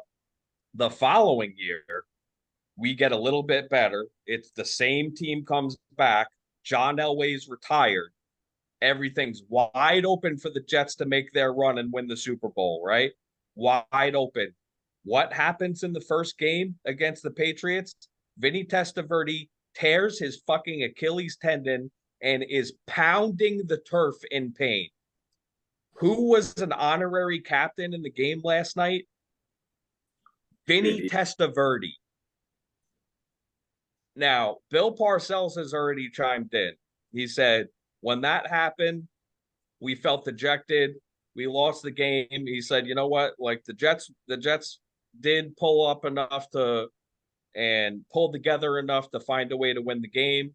In 4 weeks, nobody's going to be talking about Aaron Rodgers. They're going to be talking about how the Jets lost because of a fumble, how the Jets lost because of a missed field goal, how the Jets lost because of a miscue on special teams. These games are going to be close, even without Aaron Rodgers, based on what I saw yesterday. We kicked the shit out of the Buffalo Bills. Okay, you want to say Josh Allen threw the game away? That's fine. That's fine. He left turnovers. I mean, we left turnovers off the board. I mean, there was more meat on the bone that we could have chewed off. CJ Mosley dropped a pick six interception. We almost block a punt. Bryce Huff almost blocked it inches away from a block punt. Just the range of emotions that I felt last night was just so wild and so unimaginable and unfathomable that I can't even begin to describe it. I want to be happy, but at the same time, I understand the reality of the situation, and the reality of the situation is that this team without Aaron Rodgers is probably not going to win a Super Bowl, as talented as they are. What I'm hoping for, and what I hope every Jet fan out there is hoping for, is find a way, like you guys said, find a way to sneak into the playoffs. These coaches need to be back next year.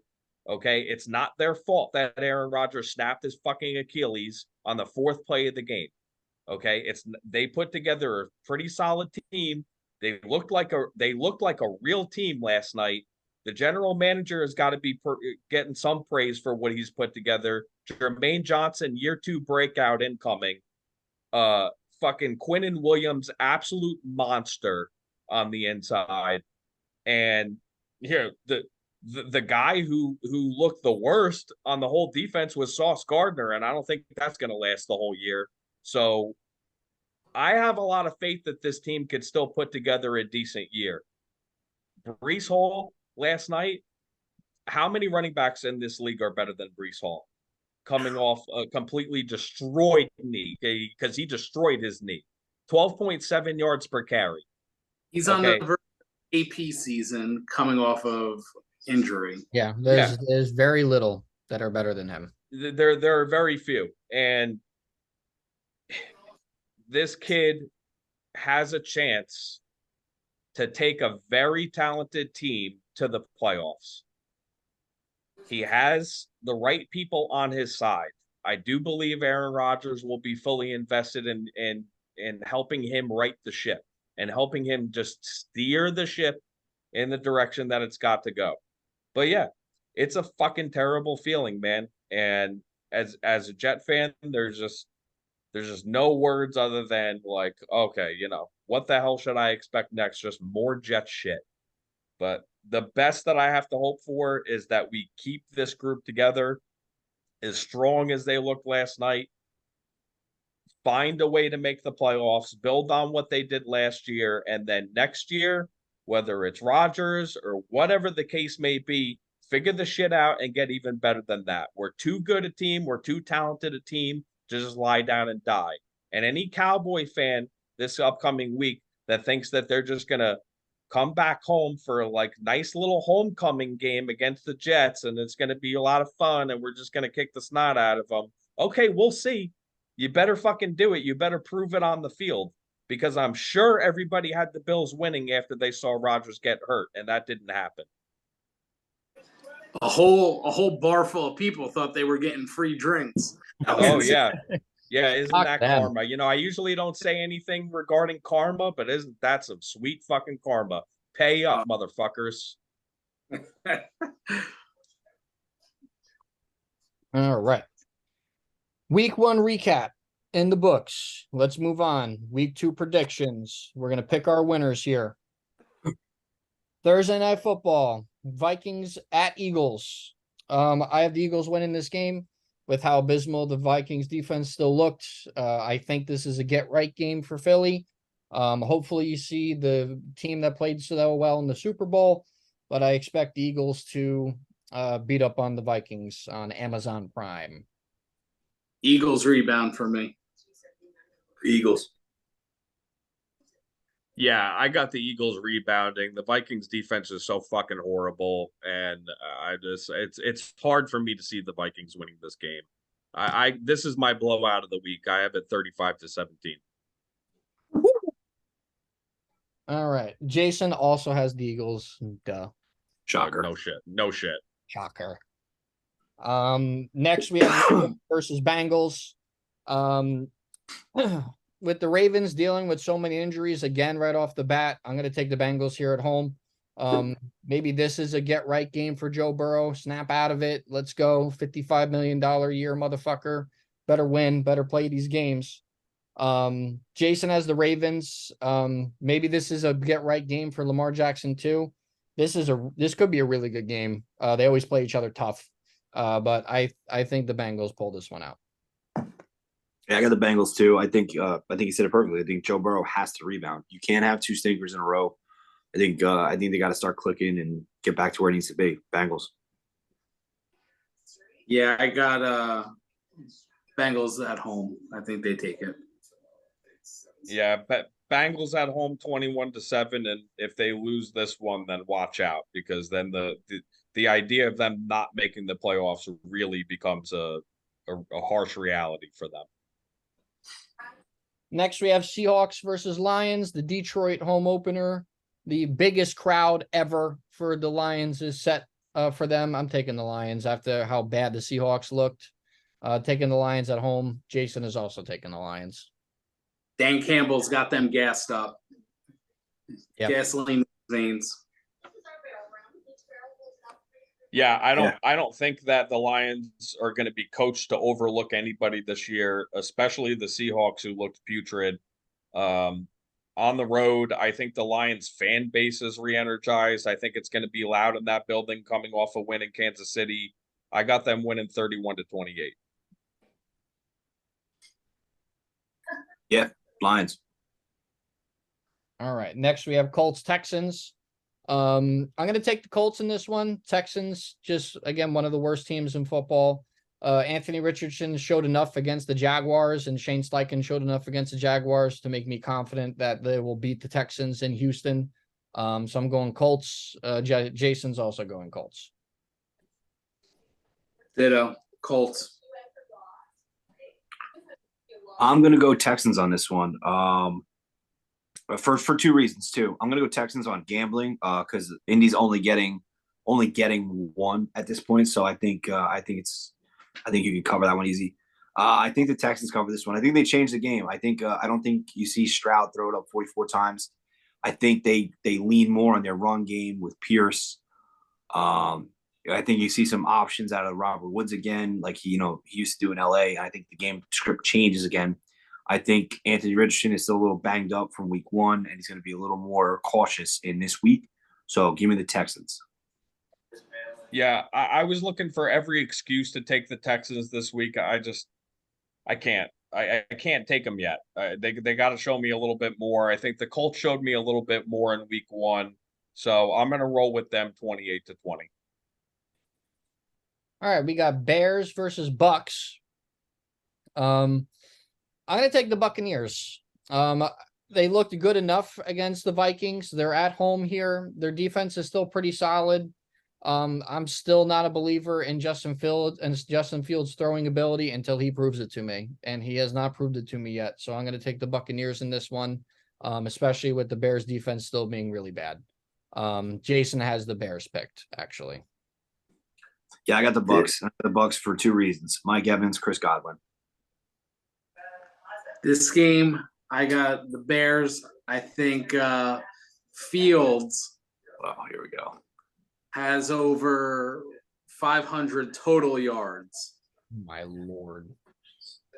Yep, I agree with Pete. I think that this is a get-right game for Fields and gets him back on track for 4,000 yards this year. So I got the Bears stealing this one in Tampa Bay 30-27. Boom. Good I Lord. see. Next is my personal game of the week, Chiefs versus Jaguars. We hope that Travis Kelce is back.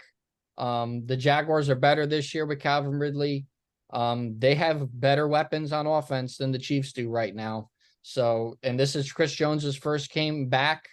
They're in Jacksonville. I so badly wanted to take the Jaguars here, but I'm going to pick the Chiefs. Jason has the Chiefs as well. Travis Kelce should be healthy this game. Patrick Mahomes never plays 2 bad games in a row. The Chiefs never play 2 bad games in a row.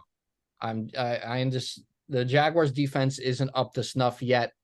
I'm going to take the Chiefs. Going Jags. I'm going Jags. I think the Jags have momentum coming off of last week. I think, like you said, I think everything you said is spot on.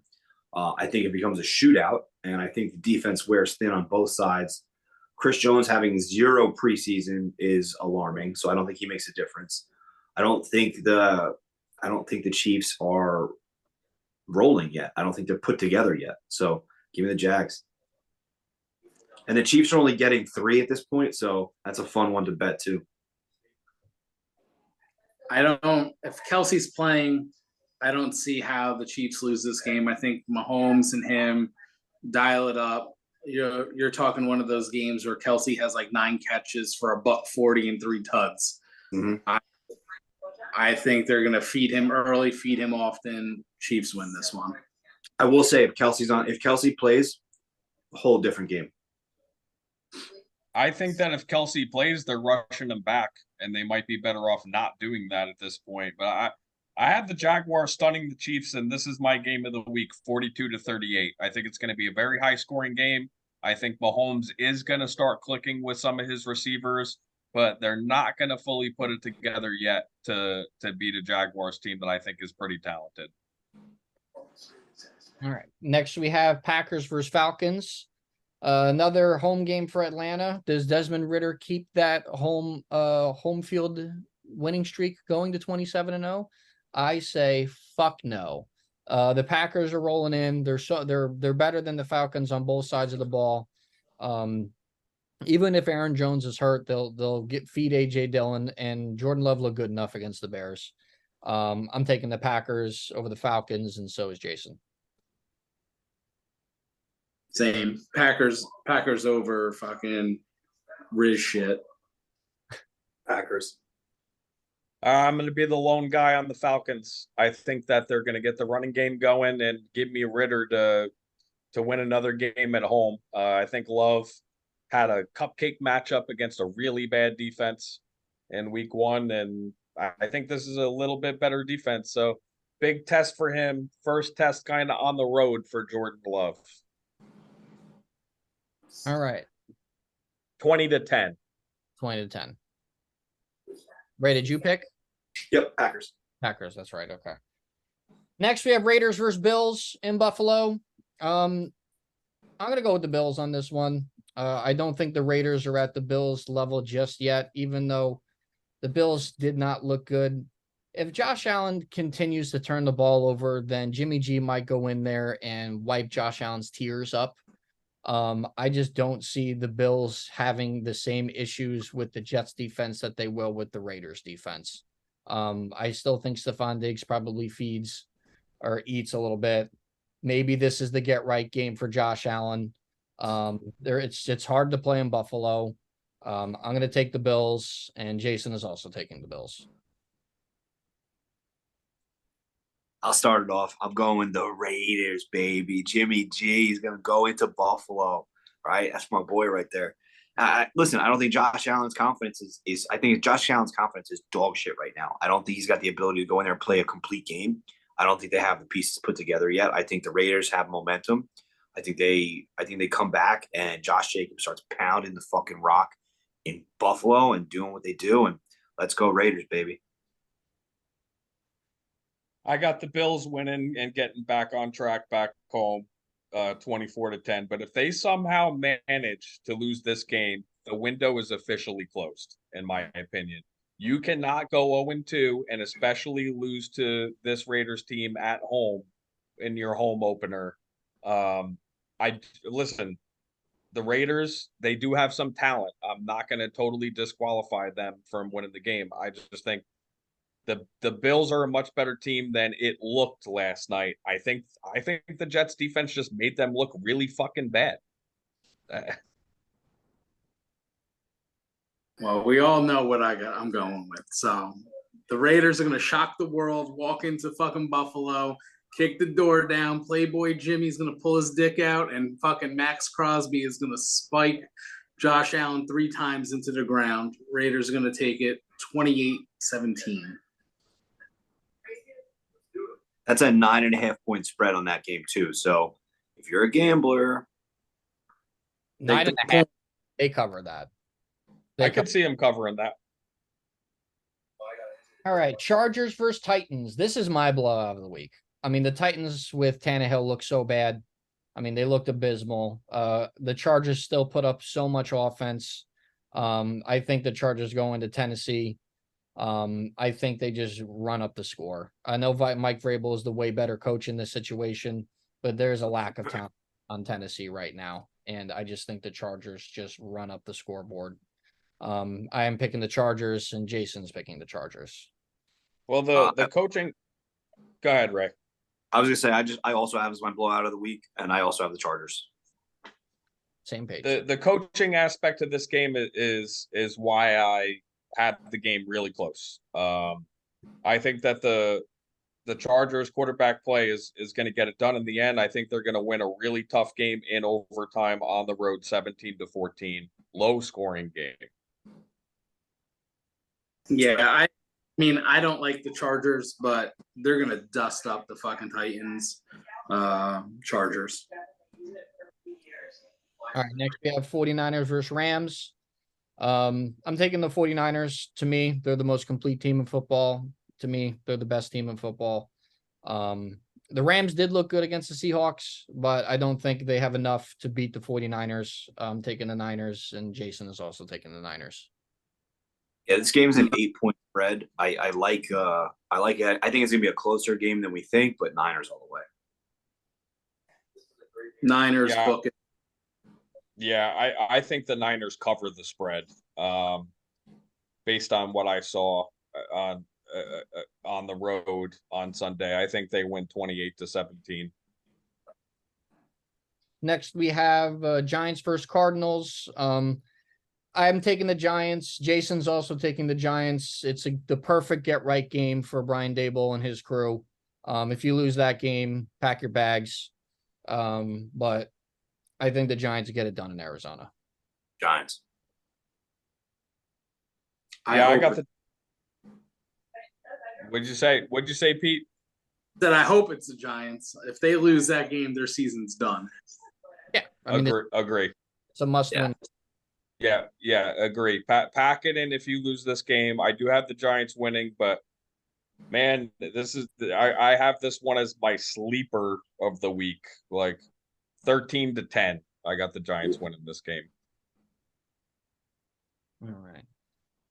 Next, we have Jets versus Cowboys in Dallas. I'm going to take the Cowboys. The defensive line is really, really good. Defense. This is going to be a battle of defenses, in my opinion.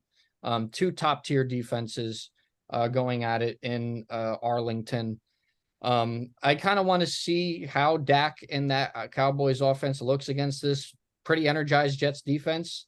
And I want to see how Zach Wilson looks against this Cowboys defense. I think this is a low scoring, brutal run first game. And I just think the Cowboys right now are just a little bit more talented on the offensive side of the ball with the quarterback. I'm going to take the Cowboys, but this game is a lot closer than people will think. The Cowboys are not going to blow the Jets out of this game. Anyone who thinks the Cowboys are going to blow them out, they got another thing coming. I agree. I have this as my game of the week, and I have the Cowboys barely edging out, like win by a field goal kind of game in the bitter end, because I think that Jets defense is gonna. This is two monster defenses clashing like Titans. So, I want to root for the Jets. I hope for Jets fans' sake, after what they've been through, they win. But I think the Cowboys' offense is just slightly better right now. If we had to skip, I would skip this one, but Cowboys by a minuscule amount.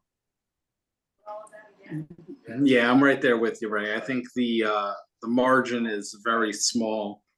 It's all going to come down to which quarterback makes a mistake first, and it could go either way. I give the edge to the Cowboys just because they're home. Yeah, this is my upset of the week. I'm sure that the Cowboys are going to be favored in this game. I haven't checked what the spread is or not, but I do have the Cowboys just coming home and thinking that this is a wrap already and overlooking the Jets and looking past the Jets. And I think that they're gonna get a little shell shocked. And I have the Jets winning 24-17. I think that the Cowboys can be run on. And I think that's what the Jets are going to lean on. I don't know if the Jets could be run on yet because we didn't see it last night. True. No, we don't know yet. Next is the Commanders versus Broncos in Denver. I mean, Commanders looked really bad last week. So did the Broncos, but I think the Broncos are a little bit more talented than the Commanders at this point. I mean, it's Russell Wilson is only slightly better than Sam Howell at this point. So I think the Broncos win another snooze. I think they win in a snooze fest. Yeah, Broncos. Yeah, this is the other snooze fest that I have of the week as well. I have the Broncos winning by a field goal, 16-13, and a very unentertaining game. I think Sam Howell pulls off the dub in this one. I'm going Commanders on this. I hope he does. I don't have faith in Russell Wilson or the Denver Broncos at all. So I think Sam Howell wins one when he shouldn't, and they pull it out. I honestly hope that somehow the Broncos go 0-17. Well, I mean, I kind of agree. They're just so unlikable. I mean, with what Sean Payton did and said this offseason, what Russell Wilson has done and said these past two seasons, they're just the most unlikable quarterback coach tandem in the league. Like, they're just annoying. Like, go away. Jason has the Commanders as well. Better boy, Jake. Good. Next, we have Dolphins versus Patriots. This is going to be a tough division game. I think the Patriots defense slows down the Dolphins offense a little bit. I still have the Dolphins eking out a win here. I just think they're way more talented on offense than the Patriots are. Jason is also picking the Dolphins, but it's not going to be as high scoring as it was against the Chargers. Yeah, I don't think the Pats defense is quite good enough to slow down Miami right now. They're clicking on all cylinders. They're going to have to beat them, time of possession, running the game. And I just don't see that happening yet for the Patriots with Stevenson coming back from illness. I got the Dolphins winning 30-21. Yeah, I got the Fins. I mean, I want to say the Dolphins, but it's a division game. Bill game plans. I think you guys are right. It's not going to be what the Dolphins put up. I think Bill plans for them a little bit better, and it'll be a close one, but Dolphins pull it out. All right, we got Saints Panthers for Sunday Night Football. I'm taking the Saints.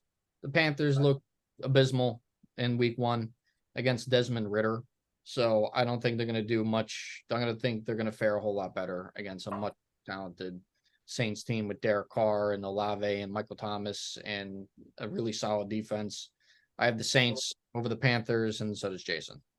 Yeah, I have the Saints are further ahead. The Panthers are nowhere near ready to compete with a team like the Saints yet. 27-10. Yeah, this is going to be a blowout. I think the Saints take week 1 in a battle in the trenches with the Titans, and I think they correct. I think Derek Carr finds his rhythm and they get clicking, and I think they look a little bit scarier than they do right now. Give me the Saints. Yeah, Saints are my lead pipe lock of the week right there. That is book it, put the money on it. All right, and the final game, Monday Night Football, Browns Steelers. I'm taking the Browns. Jason's taking the Browns. The Steelers got to show me something. I mean, they look completely inept, vanilla offense. The only person on the team that decides to show up every week is TJ Watt. So I want to see what they do, but I think the Browns are better than people think, and I still have them winning the division, and I think they're a more complete team than the Steelers. I'm taking the Browns, and so is Jason. I think that this is kind of an early trap game for the Browns. I think that, it's rare that Mike Tomlin's going to lose back-to-back games at home, right? I mean, we talked about how the Chiefs don't lose back-to-back games. This is a well-coached team. I do think that they're talented enough to win the game. I have them edging it out 20-16. Tomlin factor is real, but I think the Browns defense is going to be too much for baby hands to handle, and I think they bully Pickett all around. Look for Chubb to have a pretty decent game too. Not really enthused about the butthole toucher, but it is what it is. The Browns take this one. Give me the butthole toucher and the Browns, baby. It in heaven. Who is your guys' fantasy player of the week? I'll go since I have a written. I have Saquon Barkley as the fantasy player of the week. This is the perfect game for the Giants to get right by. If you're needing a big game out of your running back one this week, Saquon against the worst team in the league in the Cardinals is the best bet for you.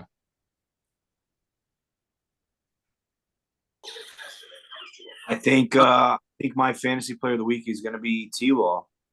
I think Trevor Lawrence is going to have to use every ounce of strength in that arm, and it's going to be a fucking shootout, and he's going to be slinging them all day long. Give me Trevor Lawrence. Give me Travis Etienne in the same game. I think that he's going to be a big key in this upset for the Jaguars. I don't think Trevor Lawrence is going to have to do it all against the Chiefs, but I do think he's going to obviously be a big factor in it. I'm going to go Anthony Richardson. I think he's going to show out for the battle of the rookies, and I think you'll look for him to put some tuds on the board rushing and throw it around against the Texans. I think if I had to pick a sleeper player to kind of stream, if you're looking for like a player to stream this week, I like Donald Parham, tight end for the Chargers. That dude's a monster. Played pretty well against the Dolphins. 6'8", 250, just a freak of nature. And I think he's going to edge out Gerald Everett this year as the starting tight end as the season goes on for the Chargers. And If you're looking for a nice tight end to stream, maybe this week, take a look at that guy. I actually have two. I have two sleepers. One would be Christian Kirk. Christian Kirk, right? I think he's going to be part of that offense in a big way. And my other one isn't really a sleeper, but I think people slept on him. I'm super high on this kid. It's Jordan Addison on the Vikings. I think he's a stud in the making. I think he just needs to kind of gel with Kirk Cousins a little bit. And once people start realizing that Addison's a real deal and people start taking it off Jefferson, you're going to have those two monsters on either side. I think it's going to be impressive. So those are mine. I like the kid from the Rams, Pakua Hua. Matata, whatever the fuck his name is. Look for him to be targeted early and often, and then someone who put up a goose egg this week. Look for them to bounce back. T. Higgins. I think he's Burrow's gonna find his fucking footing and get him back in the mix. So look for T. Higgins to do something. Whole Komet. 400 yards receiving. All right, that's about it. We're gonna wrap this up here. Thank you guys so much for listening and watching. We'll be back next week for usual football shenanigans, but this was week 1 overreactions. So thank you guys so much for being on, and thank you guys so much for listening and watching. So peace out. Hoorah. Hoorah.